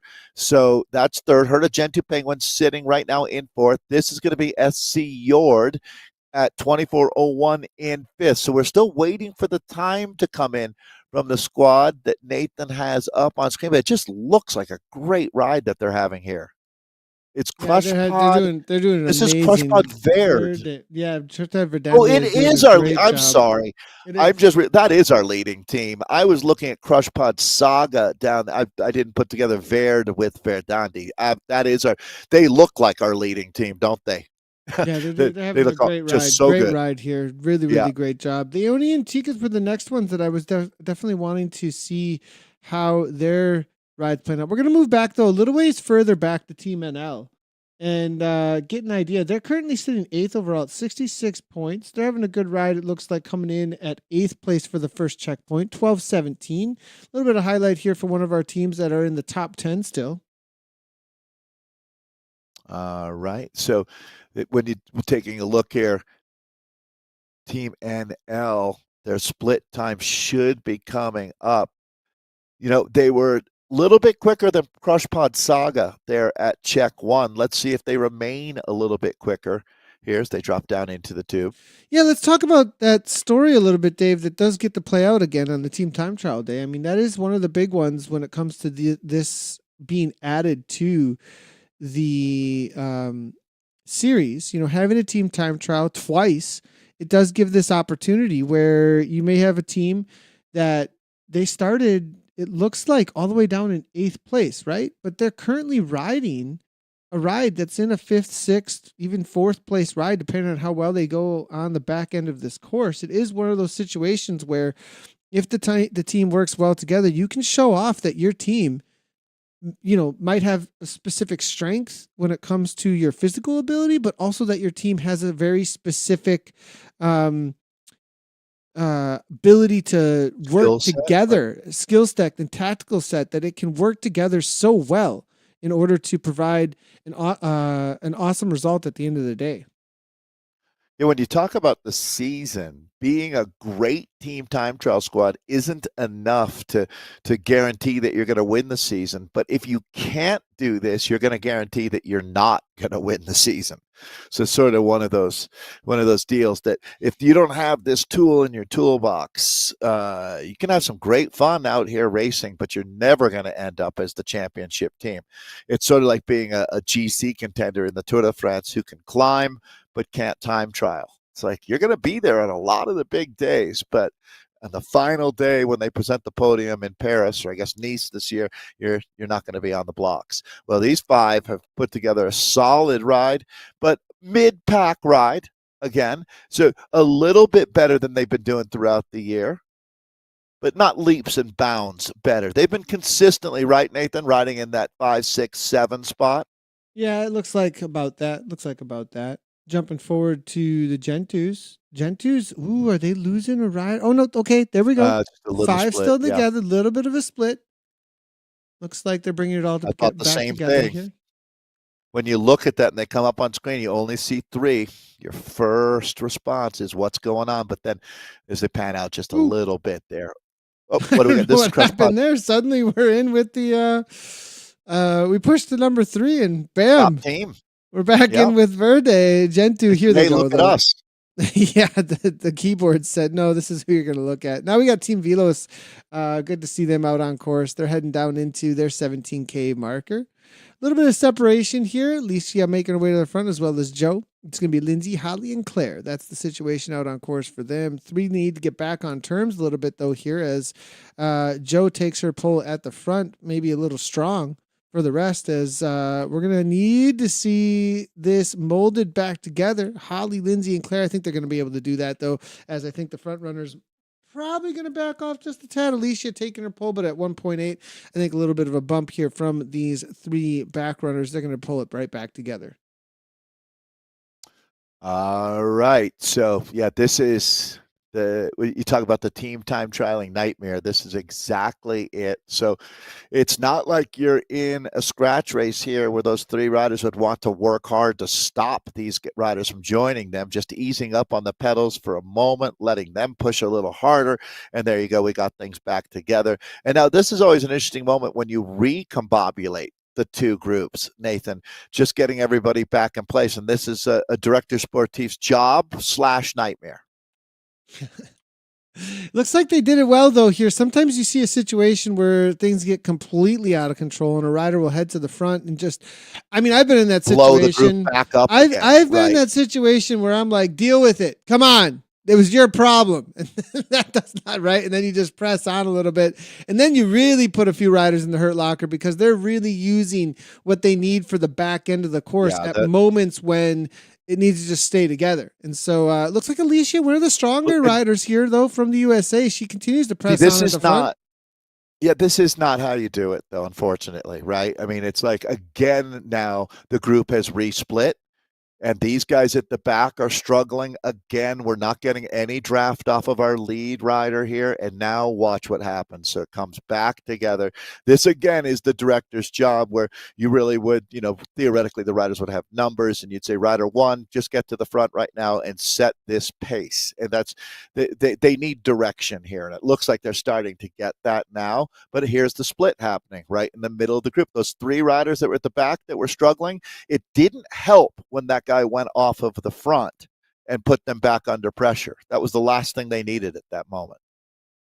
Women on the left-hand side of the screen, Dave. It's going to be the also bringing in the West now. Interesting enough, Rave have a good lead here. It looks like within the West Open, not the Open, excuse me, the Women's West for EMEA. And Team Rave is who we're going to be jumping in with for them. So jumping over to a separate division now, one that we haven't done any coverage of so far this season. So let's go ahead and see what's going on with the C category for them. They've got a really good, actually a really large group of women here for this. Actually, this is going. So this is great to see. So we're in. This is women's EMEA West Division 1 that we're in with now. They had a start time of 20 minutes past the hour here, if you're looking to find them in Zwift Power. So 20 minutes past the hour, women's EMEA West Division 1. Now, there we go. Machine Dave, this is a team we are familiar with, but not from covering them in Zwift Racing League this season at all. This is a team we're familiar with because they've been around when it comes to team time trialing since 2020, I think, for us. I mean, this is a really well-known team. Tennille Irish on the front, smashing it through the Surrey Hills right now, and also a very well-known name in the community. Great to see her. And having a solid ride, it looks like so far, as they are currently the fastest through at 12:14. Now, they are battling against the KVC Pink, though. They're at 12:29, but the gap has gone out to 20 seconds here. All right. Yeah, Tennille Irish, if you'd been following broadcasts over the years, is coming back from an ankle injury. So she, what would you call that? Recalibrated herself to be racing with this group for a little while as she works her way back through her recovery. It's great to see her out here, as again, that 20 seconds that Nathan mentioned there between the KVC Pink team and Rave Against the Machine on top of the table. It's 24-40, 13 seconds back there in third for KRTC. That's the Hotter Than Hell edition that we've got. And then Roca Corba Collective has got their time in at 25-15. So this is Rave Against the Machine that we're in with. They've got all six together, looking like a well-oiled machine out here right now, Nathan. Yeah, we do have Team League standings. So let's get these up for this category here. Rave Against the Machine, they're 92 at the top. But KRTC and KVG Pink, Dave, this is going to be a close one. 81 and 82. Second place is up for grabs. KVG currently with a 24-27. KRTC, Hotter Than Hell, they need to bring it back here, it looks like, or maybe KVG could walk away with that second place podium spot there. Roca Corba is also hot on the heels here too at 79. They'd need a walk-away ride though in order to bring anything back. But Dave, this is coming down to it for a podium spot. So right now, if we stop the race at check 2, it's going to be KVC Pink that has second place. So we've got some work to do if you're KRT. It's incredibly close, and obviously we're not going to stop the race right there. But this is that 1 point difference. It's really whichever team gets the better of the other out here today, Nathan. So they got a real race on their hands. 100% looking here at KRT. Rave against the machine, enough of a gap now that barring just a complete catastrophe, they are riding for their own pride out here, and they're going to look to take another W, that's for sure. They're full gas. This is KRT. If we take a look at the riders list nearby here, as well as those time checks as they come in, you can see with KRT currently sitting in second place overall, right? And then we've got KVG Pink, but KVG, they're on the chase. It is within 3 seconds here at this point. We're going to go back and forth between these two. They're both in the same section of course, essentially. Only 1 minute difference with the start times between them. And KVG, they kind of get, Dave, what do you think? Who gets the advantage here? Going first and being that which is leading and being chased, or going second and being the chasers out on course right now? Because it's a 1 second difference if we look at the rider list nearby right now. Now it's tied pretty much with Trinell and Fugard. They're the current on the fronts of each of these teams. Now Bright taking over for KVG. I can't find an argument in my head that wouldn't say that the chasing team has the advantage. Interesting. Yeah, because you're kind of, they're the ones getting the data. They're the ones who know what. So it's sort of right. Would you rather move first on a chessboard or second? That would be the different situation now that I think about it. Preference a little bit, right? Like, I mean, if you're on the, well, in this case, well, I would think that for almost any athlete director, they would rather have the other team put their time up and see what you need to beat. It seems like a huge advantage to me psychologically to know what the mark is, to know what score I have to beat. So in a live situation like this, you still get a little bit of advantage because you can see what they've done through that next point that you're going through.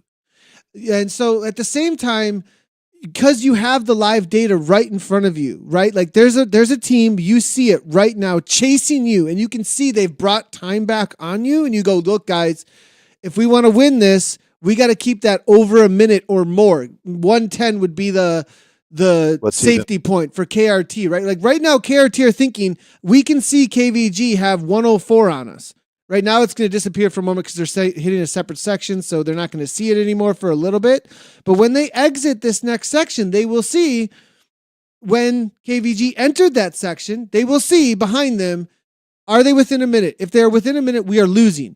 If they're not, we are winning. And so, like, you still have that time check and you're being chased. Does it matter? I feel like it matters a little bit as far as, like, what kind of motivation you personally get from being chased or being the chaser. Well, and there's also that you could use the argument, ride your race. Go as fast as you four ladies can collectively, what they're doing, because you got to remember that when you respond to the stimuli, it's not just you. You're part of a 4-rider team here. So you can't just stomp on the pedals and accelerate and get that time back because you're just going to be dropping your teammates in that case. You have to work as a unit and operate that way. So you really need that mind meld to be happening here as well. And in all honesty, I would think that the best thing that you could do as a director is keep your team focused on the task at hand, which is riding as hard as they can and putting their best time up on the board. And I mean, these teams are incredibly close, and it's just because they're so evenly balanced out here. It's not like one team is stalking the other, right? All really interesting conversation. I'm fascinated by it. And I'm going to guess that for some riders, you'd rather be the hunted and other riders would rather be the hunter. Quick little comment coming through here, Dave. Liking this one. Just so you know, Dave, Henry Hardy's letting you know. There's a spot on the D team tonight, so I'm not going to know if you're going to be taking that up. But unfortunately, I've got a broadcast. We'll get you live on the bike, Dave. You can do your commentary from the. I wonder how many watts per kilo they're expecting out of me. That's a good question. I'll let them know. Yeah. Let them know if you're still watching the broadcast. What are you looking for here, Hardy? Start negotiating. Yeah. Yeah, love it. Yeah. So, what do you think, Nathan? Would you rather be the hunter or the hunted? in that scenario. That's exactly. So I'm trying to get in the heads of these riders here at this point right now, as we watch this live play out in front of our eyes, and what's going on. I'd be watching. And what about the argument, just ride the best race you can ride as well? The super oversimplification. I don't personally, that does nothing for me. Like that's coddling my ego for me. You want these constant time checks? I like that idea of riding my best race. For me, that's like, this is me. This is me, okay? Like, I'm talking about me and what motivates me, okay? I don't need somebody to coddle my ego about my best race. I need to beat the other people. Like that's how my mind works. Don't you do that by riding your best race? It does, yes, but at the same time, like, I believe. So what you need is artificial psychology. From human psychology, for me, my motivations. Everyone's got different ways they're motivated. We could go into a whole thing about whys and all that. But my motivations, like think that I will, and I've seen this also in some studies of why people will push themselves really, really, really hard. That when it comes to pain and the suffering in an exercise situation, that people will negotiate with themselves over the pain. And that when it's just about me and my best race, someone has to have a certain amount of like inner workings that will negotiate to always push themselves further. And Gabriella, my wife, is actually somebody I think who does really well with my best race within her own setup standards, within her own head. Right. But for me, I think that at least, I don't know which one of these two between being the chaser is better. I'm trying to really figure that out for myself, but having that there will actually make me push harder for sure. Like, I know that for me, like, anyways, I know that was really complicated performance psychology, but those are definitely things that people need to discover about what motivates them the most. Is it an outside stimuli of others that push them, or do you need to just block out the whole world and just push yourself? And it also might have to do with like where you're at that time in your careers and stuff like that, about what might actually do better for you. But anyways, for me, having that extra stimuli does help, as long as it doesn't get too out of control. Because if it gets too out of control and I'm trying to beat the other team, I could blow everybody up, including myself, in the first 20K too. So there is that. Well, that's my point. It's a team time trial. You're one person. Yeah. That was my point. Yeah. Right. But so anyways, I mean, I definitely will negotiate with myself in my own intervals by myself, but there's a reason why you're in like races. Sometimes you do your best. The question would be, Nathan, when you have the information coming in that you're 1 second up, or the information comes in that you're 1 second down, how do you ride differently? Ooh, that's a good question. You probably push a little bit harder if you're 1 second down, don't you? I don't think so. I think you keep riding the same way that you were riding. You keep stick to your plan. Those numbers are going to change. The splits will be good and bad, but you should be riding at your best speed, your best effort, regardless of what's happening around you. I agree with that. You can only go as fast as you can. I totally agree with that. That was my whole point. Yeah, in a world of like complete objective data numbers, I totally agree with that. Like, and what I'm saying is, when you get these splits and it tells you you're half second up, you're half second down, you're half second up, that's burning brain power and calories on something that's out of your control. Focusing on something that you can control is focused on a perfect effort. That's what. But if you're thinking about seconds up and seconds down all the time, you're no longer focused on your perfect ride. You're focused on their perfect ride. It's a good question. It's a really good question, because like, I wonder if we can see coaches will lie as well. I mean, directors will tell riders what they need them to hear at the moment. Yeah. And if they know that something motivates a rider one way or another, they'll use that information to motivate them.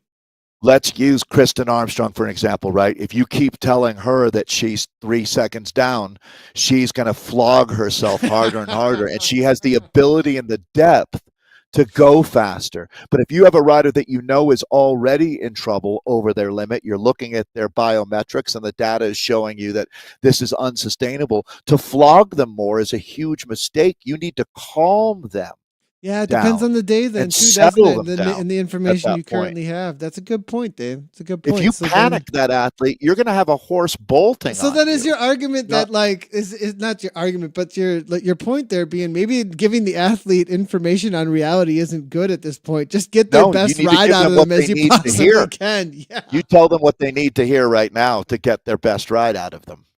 All right, And I would tell this is a great we need to bring this into the podcast this week perhaps. This is sports psychology I like podcast, it. right? We need that. We need that. So And I would tell 3647 though, Dave. Hasselpuss. Go ahead. Yeah, I would tell the rave rider just back off a little bit now. So two things, two positives and a negative, right? You're the strongest rider today. You look great. Slow down a little bit and let them on your wheel. That's how you would direct here, because we need them in your draft. We're wasting your incredible talent. That's how positives and negatives, same time to the same rider. Now we fall back into our rhythm. Rider 2 to the front. Let's try to keep this at, let's try to settle in here at 44K, 43K now. Just get a rhythm and, get our order straight. Because right now we're kind of fanning out across the road. We're not as good as we can be. So tighten it up, just like a band. Good points. Good points there. KRT, have they lost one? It looks like they've lost one rider so far. At least from what they've got see. 4. 4 is the magic started number. with 6, right? These days? Yeah, they started with 6 from what I'm seeing here. Looks like not everybody. Actually, Roca Corba started with 4 in this group out here today. We do have an RWB team that's made their way up the leaderboard, actually. Interesting. I did not see them earlier on in the leaderboard, but suddenly RWB are really on their way up. We were watching that KRTC versus KVC pink battle starting to open up a little bit now. 12 seconds there at the final check before the finish for KRTC. So they've actually brought back a good amount of time. This is what you were just talking about, isn't it, Dave? This is exactly what you were talking about, that this is the situation where they're having the best ride over the entirety of this race. And so 4 riders here, That's another thing, Nathan. Right. Your team has your pacing schedule, or I hope your team has your pacing schedule. And you wouldn't want to get off of your schedule, because that would be a really great example of what a rabbit in running can do, taking other riders out of their game kind of thing. And the same thing here. If your plan seems to be working more or less, don't all of a sudden re-scramble and change things because you find yourself 10 seconds down. If you're on your pacing schedule, stick to your schedule. Chanel to the front. This isn't. Let's speak a little bit for a moment about KRT. I mean, these are long-standing riders here. Great to see, and I got to say that one of the original teams. Yeah, and Trinell is Kelsey Trinell. We've been commentating on her, I think, in this KRT Hotter Than Hell team for quite a long time. So very committed. Great to see them out here and having a really great ride. And they may be solidifying right now their second place overall behind Team Rave actually out here. So great job on them. And we'll see if they're able to hold on to this. They did bring back quite a few seconds here in the back half. 12 seconds, Dave. I'm not sure KVG Pink can bring that back. They were on a roll, it looked like, to perhaps take over that second place spot, but I have a feeling KRT have solidified themselves. Only 4 riders, though. They got to bring it to the line. They have to bring it to the line. And it looks to me it's gone out to 21 seconds now. So yeah, look here, Dave. Ooh. And they split the team. So this is, again, not to harp on this, but these two really need to back off just for a moment here to let their team regroup. And it looks like that's what they're doing. I think Dave. I think they went out real hot with that good time. Like this is not a bad. I'm not saying bad, like in any way that this is bad. Actually, I'm just gonna say that they probably really went for it like right? we got This to is risk win. reward, right? Exactly. And Like we really went for it today, and their team like, okay, can we hey, hold on to this? We almost did it, but now I think that the reality is they have to back off. They've got some separation. well They've said. lost one rider, etc. I completely agree. So in order to go for big results, when you miss, you can miss by a fair amount. And that is truly the sportsman's credo is, you know what? There is a lot more pride in going for the win and missing big than constantly getting 23rd place. You know Mm-hmm. what I mean? Mm-hmm. I mean, I would rather see someone go for it and end up 40th rather than hold on to a guaranteed 20th. Let's have some fun out here. Let's roll the dice. Let's gamble a little. And I mean, not that team time trialing is really a big world for gamblers. This is much more about a consistent effort, right? You're not Now that taking huge risks, but now it's about making sure setting they an don't aggressive schedule end can up behind backfire. Roca Corba, right? Like Roca Right. Corba are 2 seconds, 2 points behind them in the overall team standings. It looks like they're going to do that with this solid third place ride out here today. Roca Corba currently sitting in 6th at 39.02. But I appreciate how they really went for it out here today, though. I Yeah, really do. me too. Yeah, credit where credit is due. That shows heart, and that's something that you can't train, right? You either have it or you don't, but you can't train your heart to become more passionate. So good racing all season long. Again, for everybody who's joining us, we're getting down to the last few kilometers of the season now. For in this case, these ladies, we have plenty more racing for other teams and leagues around the globe, but in this case, we're just about done and dusted out here. As Greatest London Flat, tough day for a team time trial squad. We've seen this course blow up many dreams. Real quickly, jumping back across to our central for the C's, the current situation with a 35-10, 35-47. A lot of these teams have already finished up, as you can see. 36-11 was the last time check. We'll get the actual results coming in, but just wanted to highlight a few of them coming in. We were in with the Velos. Velo's team just a moment ago. They're about to cross the line. We also have now finishing up. It's going to be the PDQ Property Elite Women's Cycling Team. They were in with a 43.01. I think they've only got. Oh, this is a tough one, Dave. 3 riders. Now, if you start with 5, can you finish with 3? I think that may be how it's working out there. Oh, we may have lost the riders here for just a moment, but we'll jump back in for just a second. But Dave, that's going to be a tough one, I think, for PDQ Property. I'm not positive that they can actually end up with a result. So 3 riders across the line when you start with 5. I think perhaps they're going to need that 4th rider. I seem to remember there have been exceptions made exactly at that level that you're talking about. Typically, the rule is written start 6, time off of 4th, but yeah, Martin does have a heart. So we'll see what happens there. They can be proud of themselves for getting out here and making that kind of an effort today. So I'd certainly advocate for them. This is going to be Roca coming in now. They do have the requisite 4 to finish here. Nicely done. Really nicely done. As Roca Corba finish it up. We also have RCP behind here making their way over. And this is this a Betty squad? I'm seeing RCP pink ladies, but they've got a Betty kit on. Cool to see, but I think they're probably borrowing that kit, but have the style reasons, for right? Sure for the pink ladies. Yeah. I mean, it's about as pink as it gets, I think, when it comes to the kits out here. This kit has a strong following out there for sure. As a passionate group of supporters. We take a look at the ladies here in the final couple of K, keeping the speeds high, 43 kilometers per hour. Rave Against the Machine. Man, do they have a season and a half out here.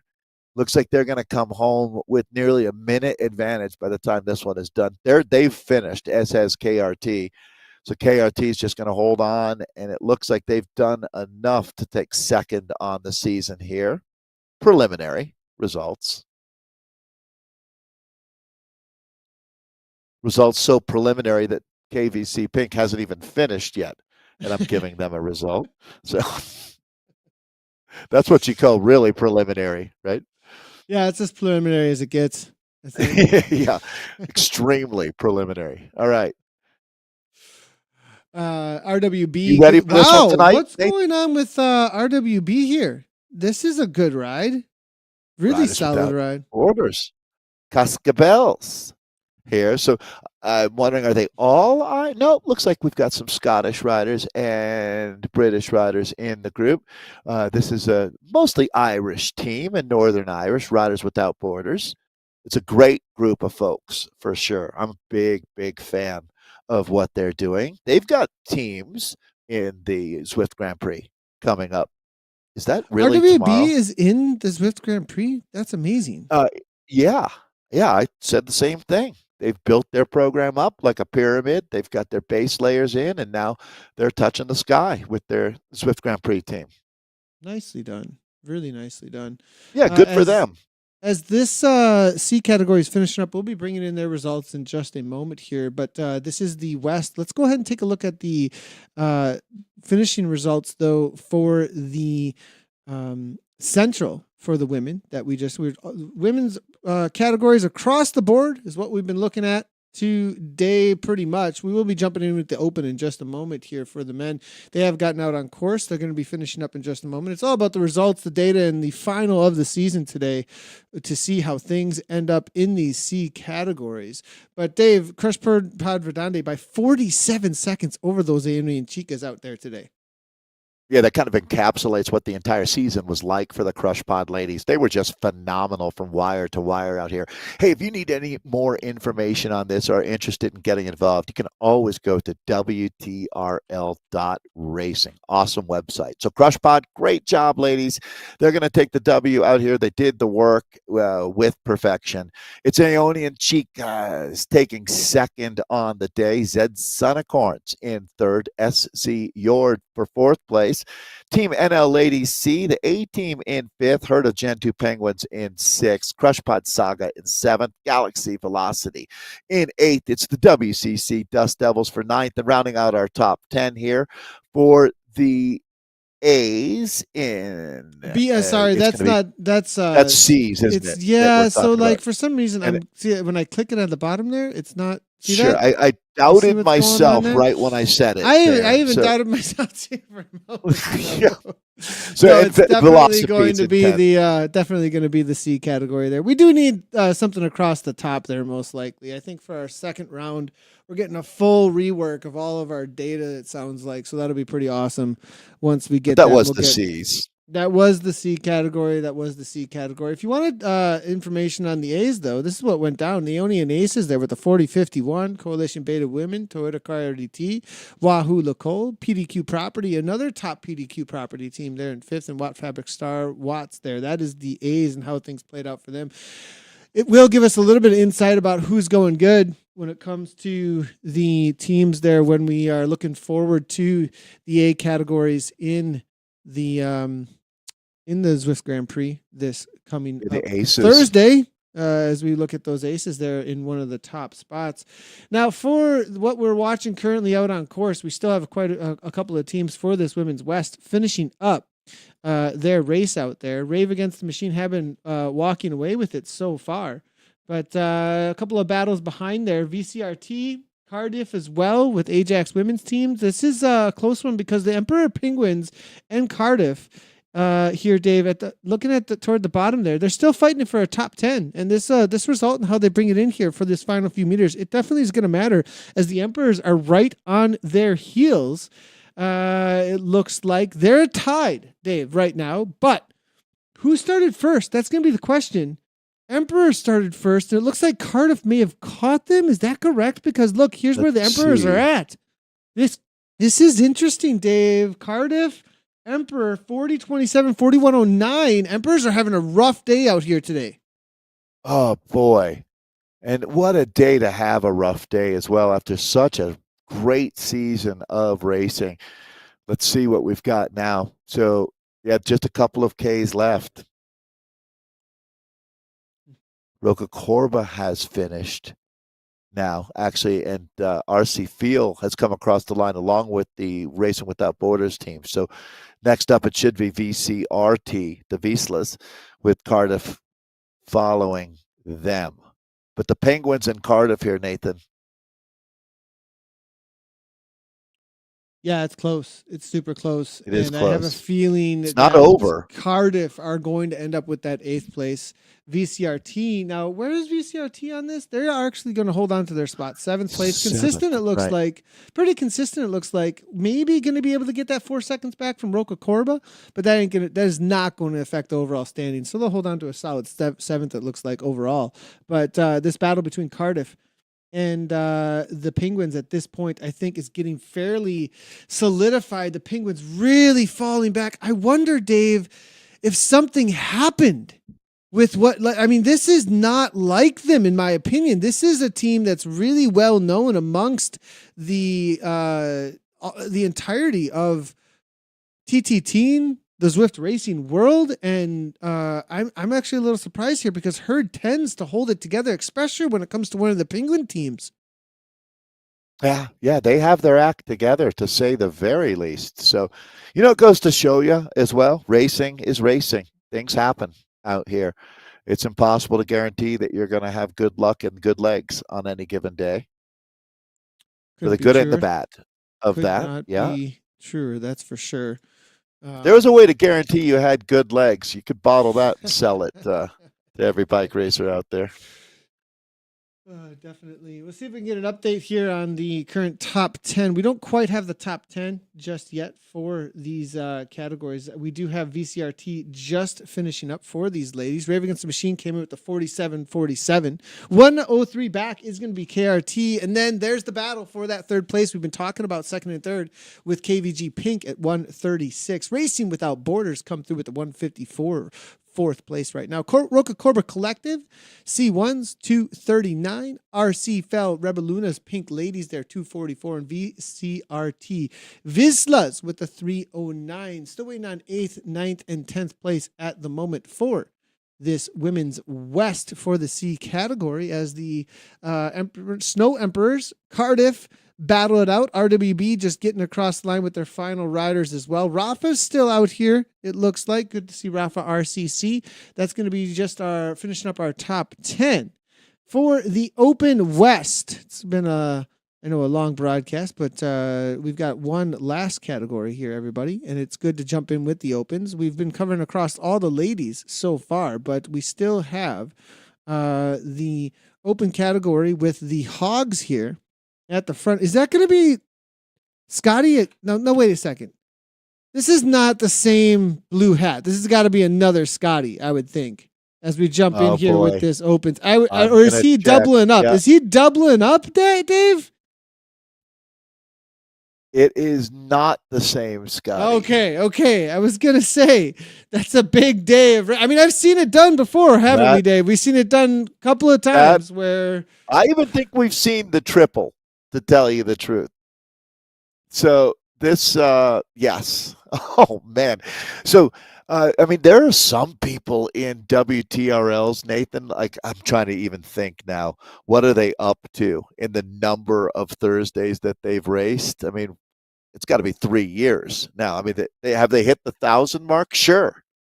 Sure they have, actually. That's a lot of TTTs. We are going to have to get that data from Martin, because sometimes he gives us those numbers in the TTTs about who's got the most participations, and they actually get cool little badges and things across that when they do have those kinds of participations. So we'll see if we can get those numbers for you.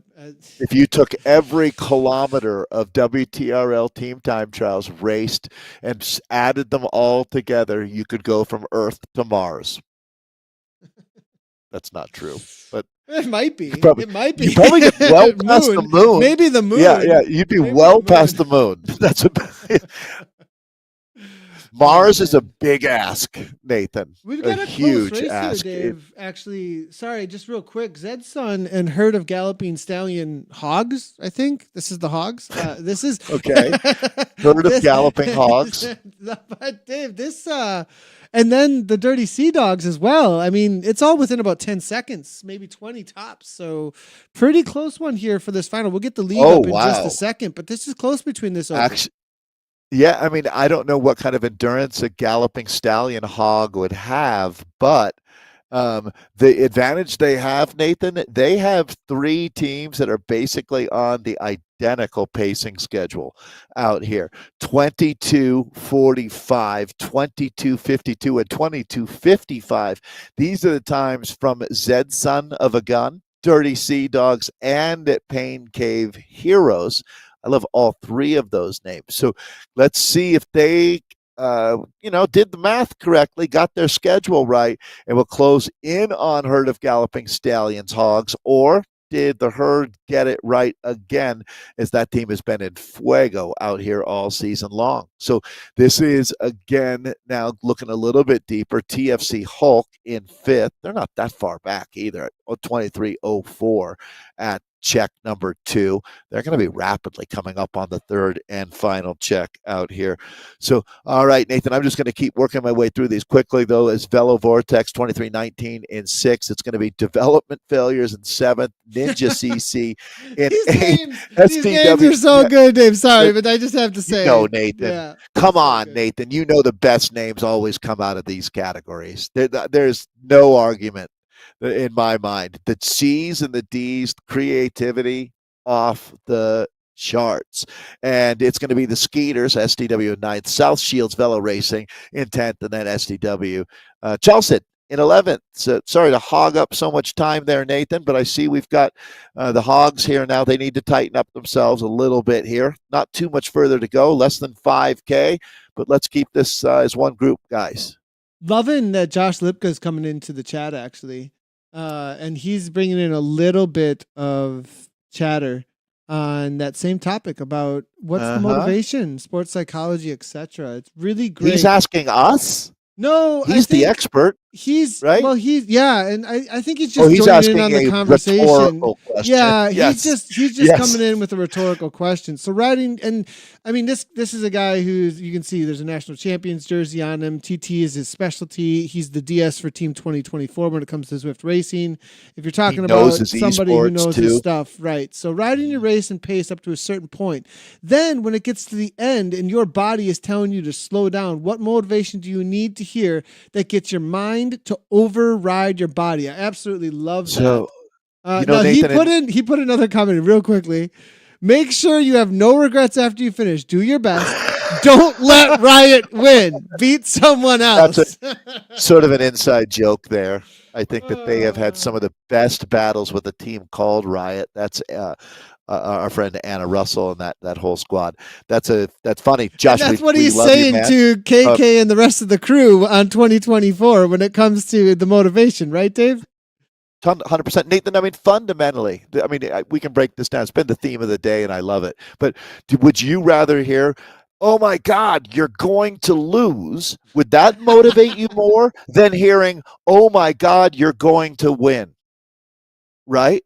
Which one would you rather hear as you're in the last 500 meters? Someone telling you, you've got this, keep going, or, oh my God, you got to push harder, you're going to lose. So I don't know. That's too, I don't know. That's psychologically intense to think about. Are you based in positivity, or do you respond with better to negative situations? It's a good question. Really. What's the answer, Josh? Yeah, we love Josh Lipka, by the way. He's been really a cool part of our community. He's brought a lot, speaking of positivity, he's brought a lot of fun and competitiveness. And as you said, he's a monster. 100%. Well, that question too, like when it comes to racing, I'm such a control freak in some ways of my own race that I don't know if I trust anyone to tell me anything. In the moment, would I trust the person enough to even let them know or have an effect on me? You don't know what you're talking about. I'm just going oh my gosh. Absolutely. No, it's really interesting, Nathan. Some people, when they say he or she's highly coachable, there's some athletes that are obviously the opposite of whatever highly what are coachable you trying to is. say about me? What are you trying to say? Not saying that at all. I got to really trust my coach. You have to really trust your coach, though. You have to really, really trust them to If you're the type of athlete that really likes to know what's going on, why it's going on, how it's going on, like that is definitely something. Let's bring this in here real quick because this is going to really set the story and the narrative on these efforts that are happening in front of us right now with the herd of galloping stallions, hogs. Such an interesting name. Zed's I have son. no idea why the hogs was added. Zed's Is there son. another herd of galloping stallions Well, I that we think don't the want to be hogs. confused Look, with? I think the hogs is inaccurate because it's spelled capital H, lowercase o, I know there's G something to S. this. So there is something to that hogs there. We'll see if we can figure that out I'm for gonna crack everybody. the code. Yeah, That because small O means something. it big definitely time. means something. Uh-huh. Yeah. So they are a herd team, the hogs, I believe. Looking at their Stallions. kits, and so the herd is one of the largest teams in all of Zwift, so it's going to be hard even to crack. Like, there's not going to be a lot of information for us out there other than like it's a herd Well, team. there's some, you know what? I mean, if you look at it as, 92, 88, 87, 84 kilos are some of the weights that the guys are putting up there, which is actually, you know what, though? Looking at other teams, that's if you took the average, that's about average for this group. The average weight of a D racer here in today's time trial is probably 78 kilo, even higher than that, to tell you the truth. 97 to 96, Dave. At the top, this is a battle, but I think the Hogs have done it. I do. So, I mean, look, there's not a lot of time left in this time trial. And the Hogs, they've pulled it off here, it looks like. 40 seconds up. And really, it's the development failures that have developed, actually. Hogs. That's a lot. Their team name is absolutely not true. They are not failures. I was having trouble for a second. It's been so long since I've done a race that had this category. I'm not sure. It seems like it's been we've moved past Clydesdale racing, right? When's the last time you heard of a Clydesdale at a race? Yeah, that's true. We used to have that in the mountain bike races. We don't have and it was that sort anymore. of like for bigger dudes, or bigger people, I guess. They would have their own category. Yeah, that seems to be eliminated at this point. It seems to have gone the way of the cuckoo bird, whatever they say, the dodo bird. It's an old saying that you don't hear very much anymore, probably because it's depressing. All right. No one wants to think about extinction. BRT here coming through, it looks like. Are they having a good ride? What's going on with this? Is this actually a BRT team? I'm not. It's not. At least they're not in our top 10 here, are they? Maybe perhaps probably a multiple team rider who just. Yeah, it's an interesting one. Now, the way that we can tell is going to be by the team kit, and that's the development failures. I think the BRT team in their name here is actually the development failures because that is the same kit. So they're using the Bolt Racing Team kit, which is an old school. Development failures are an addition of Bolt Racing Team, a version. Maybe, but see, they're behind Zedson. So I'm really trying to get a handle on this. Are they the third starters? They must be the third starters because development failures are the third starters. They match the kit that we're seeing in the league standings. So this is the development failures, BRT. And this is old school. I mean, Bolt Racing Team, this is, again, one of the first kits put in game in the first 2 years of Zwift, for sure. A lot of commentary happened on this team early days, and it's great to see them still representing. I haven't seen a BRT team It'd be Vision in a long time. And, really long time. Yeah. It's the flashback time. It's great to see They've them. got the slick bikes, though. I think they've held on to this spot. I mean, they're in 6th, though, currently. Can they lose this to the Dirty Sea Dogs, Dave? That might be happening in front of our eyes. Dirty Sea Dogs. Let's see. 2 points, right? Yes. Well, so they could because they'd be tied, and then on the count back, it'd have to be Dirty Sea Dogs, right? So and look at the ride. The Sea Dogs, they're 17 seconds back, but started 2 back. I mean, they're having a crazy. Are vicious.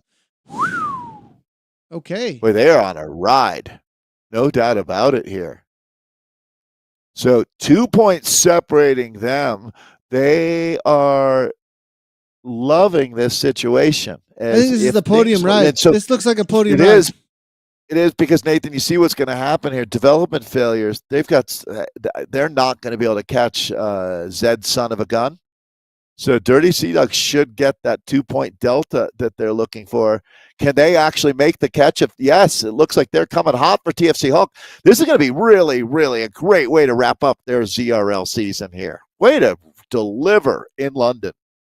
Dirty Sea Dogs making it happen. It looks like we've got Tristan at the front right now, hammering home 4.4 watts per kilogram. Got to be a big smile on his face. Look at this helmet. Specialized helmet. He's even got the rear view mirror going on here. Wonder what kind of information is on that thing. That's why he's got some sort of high-tech AI on that thing. How does the mirror affect aerodynamics and what's behind it? Yeah, it's high-tech AI. That's what's going on for sure. There you go. He's getting all the information sent to him.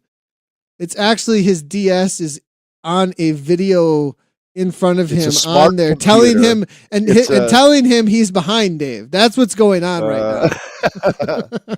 and virtually electrically shocking and stimulating him with a cattle prod, the virtue prod, we call it. You just push a button in the team card and it gives an electric shock down the spine of the rider, forcing them to pedal harder. So it's the latest in time trial technology. Where's Jeff from is what I want to know. Jeff is from Uzbekistan. Oh, that's a cool flag. So wow, thank you. I would not have gotten that one, Nathan. Uzbekistan. Yeah, I wouldn't either. I would have not known that one. Great to see the representation. Always love it. It's almost like the colors that you see Slovenia using. Kind of. Close. Not quite. Good for Jeff. Dogs across the line. They're about to cross the line here. There it goes. And it looks like they're going to ride. Now, we'll see if they got we'll third. Have to see. I have a feeling that they've got that third place locked up. TFC have had a solid ride. The Hulks, though, they even had a faster ride than the Sea Dogs that we saw just come across the line. Peterson, Salmon, Fletcher. It's going to be Merrick there as well. They've got Rukin a little ways behind. Had to drop them off. 1, 2, 3, 4. 4 riders. Is that going to be right? Yep, 4 riders coming to line. A little bit of sprint here coming from Salmon, Fletcher, Merrick. All across the line there. And they are going to hold on probably to a third place. It's pretty close. We'll wait for the final results at the end of the day. But third place on the day. That's not the league that we're talking about. On the day. Right. There's a lot going on for the league, it looks like. But we'll get some updates on in a moment. But that might, kind of doing the rough math, tie them on the overall season table to move them up a spot as well, which is pretty hard to do by the time you get into the 6th race. There's another close one here as we take a look. Yeah, at 1 point. Good point. I mean, with go ahead. But don't we know that Herd of Galloping Stallions, have they won for sure? Looks like they have, actually. Oh, yeah, 97, 96. And who was on their heels? It was Zed's son. And it looks like, I think they're going to be 5th possibly here, today. Let's go ahead and just bring it right on in. This is what we got so far. As 45-13, 36-15, it's going to be Zed's son there, a gun. They're at 40-87. The development failures taking 4th. So Dirty Sea Dogs making the jump there, Dave. Second. Yeah. They moved up to second. Big ride from them. Yeah, Zed's son there slotting in at 3rd, and then development failures. And we do still have, like, the Velos are out on course here with about a few hundred meters of racing remaining in our final race, final team time trial of 2 to wrap up 6 races that made up season number 1. Nathan and I were talking the other day. To us, it seemed like the best season we've had in the history of the ZRL as far as competitiveness and just all around vibe. Awesome from all the A's, B's, C's, and D's out there. This Velos team might jump into 3rd place on the day. Maybe, well, no, 4th place on the day. Just ahead. They were battling with development failures. Development failures were 4th on the day. It was a 1-second differentiation. We'll see what Velos can pull off here. A 4th place on the day from Velos. That's going to be a good bump for them as they were sitting in 6th place, I believe it was, coming in. Yeah, it was 6th place coming in.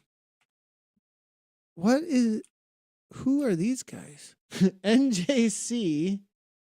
This is the Ninjas. The Ninjas, Dave. Kango. And let's see here. They 36-21, 10 seconds behind the SDW Skeeters there. And actually kind of bunched up South Shields Velo a few more seconds ahead of them. So they got something to chase after out here. Mm-hmm. Great job. While we wait for these opens to finish up, we did have another race that finished up that we did not get the full standings for. So let's go ahead and take a look at those. I know that a lot of people do like to get their screenshots as well as just get the final standings of some of these other races up and out there. So there it is. This is what happened for that Women's West that we did have the images of just a little while ago. We saw the finishing up, and it was that Rave Against the Machine. We didn't see what happened between Cardiff Ajax, Crazy Pink Girls, and the Setonia Cranks. Well, there it is. Cardiff coming in behind VCRT. The Rebel Luna's there in 6, as you can see.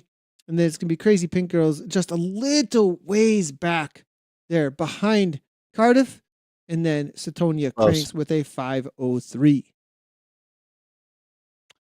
Want me to just take it from the top here? We can. Or we got that one?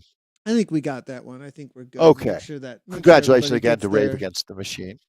Yeah, solid, really solid ride from them. As the Open and the boys finish up, it's going to be the West for the Open. This is the situation as it stands. We're still waiting for a few of them to come across. But as the times come in, Dave, we're getting some updates here. And TFC Hulk take over that second place. Dave. Oh, that's big. That's huge because this is where they were. 5th place just took 2nd. Well, and so that does change things as we update now with the most recent information coming in. So that explains that TFC Hulk, who just finished there, had an incredible ride. 15 seconds back to slot in between Herd of Galloping Stallions and the Dirty Sea Dogs. We had an opportunity to follow on their way in, and that changes things again.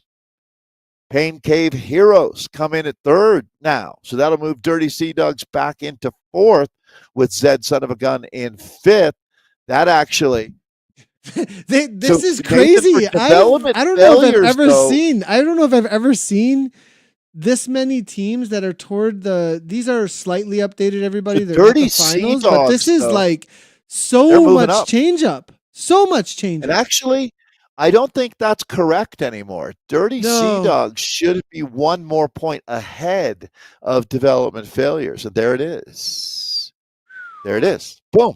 I can't believe I was correct.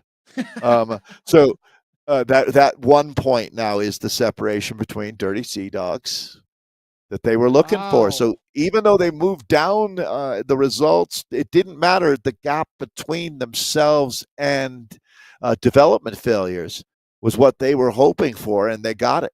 Great ride. Huge ride. Really great to see. Who do we got here? Now finishing up. I don't got any. They're in this kit, and sometimes you can get it from the kit that'll help you out to let you know. And this is going to be the South Shields Velo Racing, right? Yep. Right. Okay. Also, I'm basing that on we started in reverse order based on your placement coming into the final race. So good point. Good point. So good to see this from the South Shields Velo Racing. They were coming in 10th place, finishing out their season here. Awesome to see. And Jonathan Murray, it's gonna be Anthony Brew. Simon, I think Alan Harris is on this team, as well as Brian Ross and Matthew Sutcliffe. Great to see them finishing up their season. Appreciate them joining us for WTRL's Zwift Racing League round number 1, and they're going to round it up for our EMEA coverage as well. As they come across the line, we'll get the final results for the day for this top 10 updated in just a moment, Dave. And as we do, let's look forward to the Americas here. As later tonight, we'll be broadcasting the Americas East C category, as well as the Americas for the women and the Americas East Open for the C category for the men/mixed categories. So we've got still a couple of more races to go for the team time trial. European team time trials, Dave. A lot of data, a lot of categories across the board. We are crowning champions, though, that's for sure. There's been some close races. And then there's also been some really hard victory laps, is what we've seen out there, too. I think it's really important to remember, Nathan, and a big thank you. We made a dedication to covering a lot more of the B's, C's, and D's. And as you saw today, it was almost exclusively C coverage. So I'm happy that we lived up to that commitment. Follow through is really important in this world. And also to say that when we're moving around from race to race, and you see, there's really two takeaways for me. One, the scope of how many people love racing on Zwift, that does a heart good. And it's important to remember that for these folks, even though we might be talking about 8th and 9th place in the C race in Europe for these riders, it matters. They've been doing this for in this case, it's the 6th week in this series, but they know who they're racing against, even though we only get to check in every now and then. For them, this has been a huge commitment that they've followed through on, and it's not lost on me that that commitment is exactly what defines you as a person. You deliver. So good job to everybody who finished up this race. And a big thank you to you, Nathan, for some great coverage. And I really want folks to know how hard you work behind the scenes to get this coverage up there. There's a lot of intelligence and a little bit of black magic and a ton of elbow grease. I appreciate that a lot, Dave. Lastly, just want to show up the last results here for the day. And I want to also highlight what you said there as well, for sure. This is actually the A category. We just reloaded the page here. I'll see if we can get the C category across. If our page is going to be nicer to us in just a second here. It's been great having you cover the C's. You know, I mean, it turned out to be the right move, didn't it? Oh, 100%. And I want to really, when I come back in Vision, I'll say something exactly what you just said about the amount of time that these riders put in. But Dave, do you want to carry us through here for the final of this C category open? Herd of galloping stallions, hogs. Thanks for letting us have fun with you guys out there. Great job. You sure did the work out there. 45:13 was the winning time on the final race in our 6-race season. TFC Hulk really stepped up today. The Friday Criterium Hulk team, they're only 15 seconds back when it was all done and dusted for second. It was Pain Cave's Heroes, C8.45 in third. They made the watts, biggest watts out there today, and they'll be 29 seconds back. It's the Dirty Sea Dogs. Fun watching them race their hearts out. And they'll finish at 36:15 back in fourth. Said Son of a Gun in fifth. In sixth is Velo's Vortex. Seventh place today, Development Failures. Don't sell yourself short. You're no failures, guys. South Shields Velo Racing. Catsies in eighth, SDW Skeeters for ninth, and Ninja CC Macango. They're going to round out our top 10 here after a great season of racing. Nice job to all the teams out there. And if you want your updates on the league standings, I don't trust showing them live because sometimes there's some updates that need to happen, and as well as qualifications. So for all updates on how the league's standings ended up for the EMEAs that we covered, head over to WTRL.racing. Dave, the details of the amount of time and effort that these riders throughout the entirety of the season that they have put in, really, if you look into it and you just add up the hours, you're given at least an hour to 2 hours of your life and time for 6 weeks in a row just to the racing. There's the organization. There's checking in to make sure that the race passes. There's the directors of these teams, the managers of these teams that do all the work in the background. You add up the hours of human sacrifice and work that's given to this, and you see, depending on how you define your passion, your loves in your life, there's a lot of sacrifice. One of the definitions I'd say is sacrifice that's given to a lot of this. And so really cool to see how much, for each other on each of these teams, for the community, that all these people are giving to this. I mean, it wouldn't be in existence without these efforts. I see a lot of times, feedback, I'll give it a nice name, which is essentially because people care so much, they give feedback so that it can make things better about something that they're giving a lot of time towards. But if you add up the total human time and effort given to the Zwift Racing League across 15 to 20,000 people and all these teams, it's pretty phenomenal. And I just want to really highlight what you just said. Yes, it might, if you just look at one individual's 1 to 2 hours a week for 6 weeks, I mean, that's still, you add it up, that's 12 hours across a month of someone's life given to this. Then you add that across times 6, times 8, times 10, plus what all the managers are doing.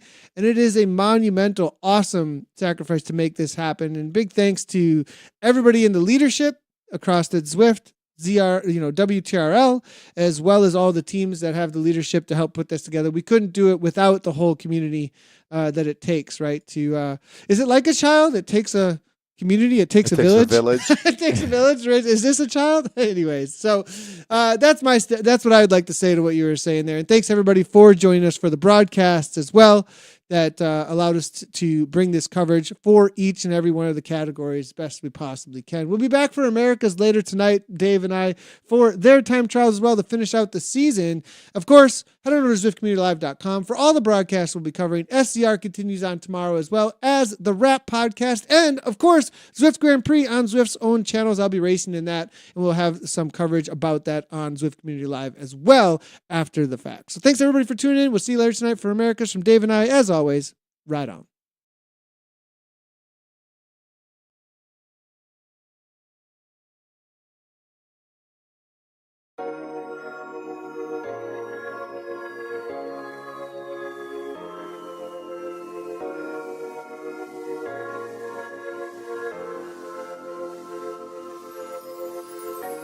Let them see your perfect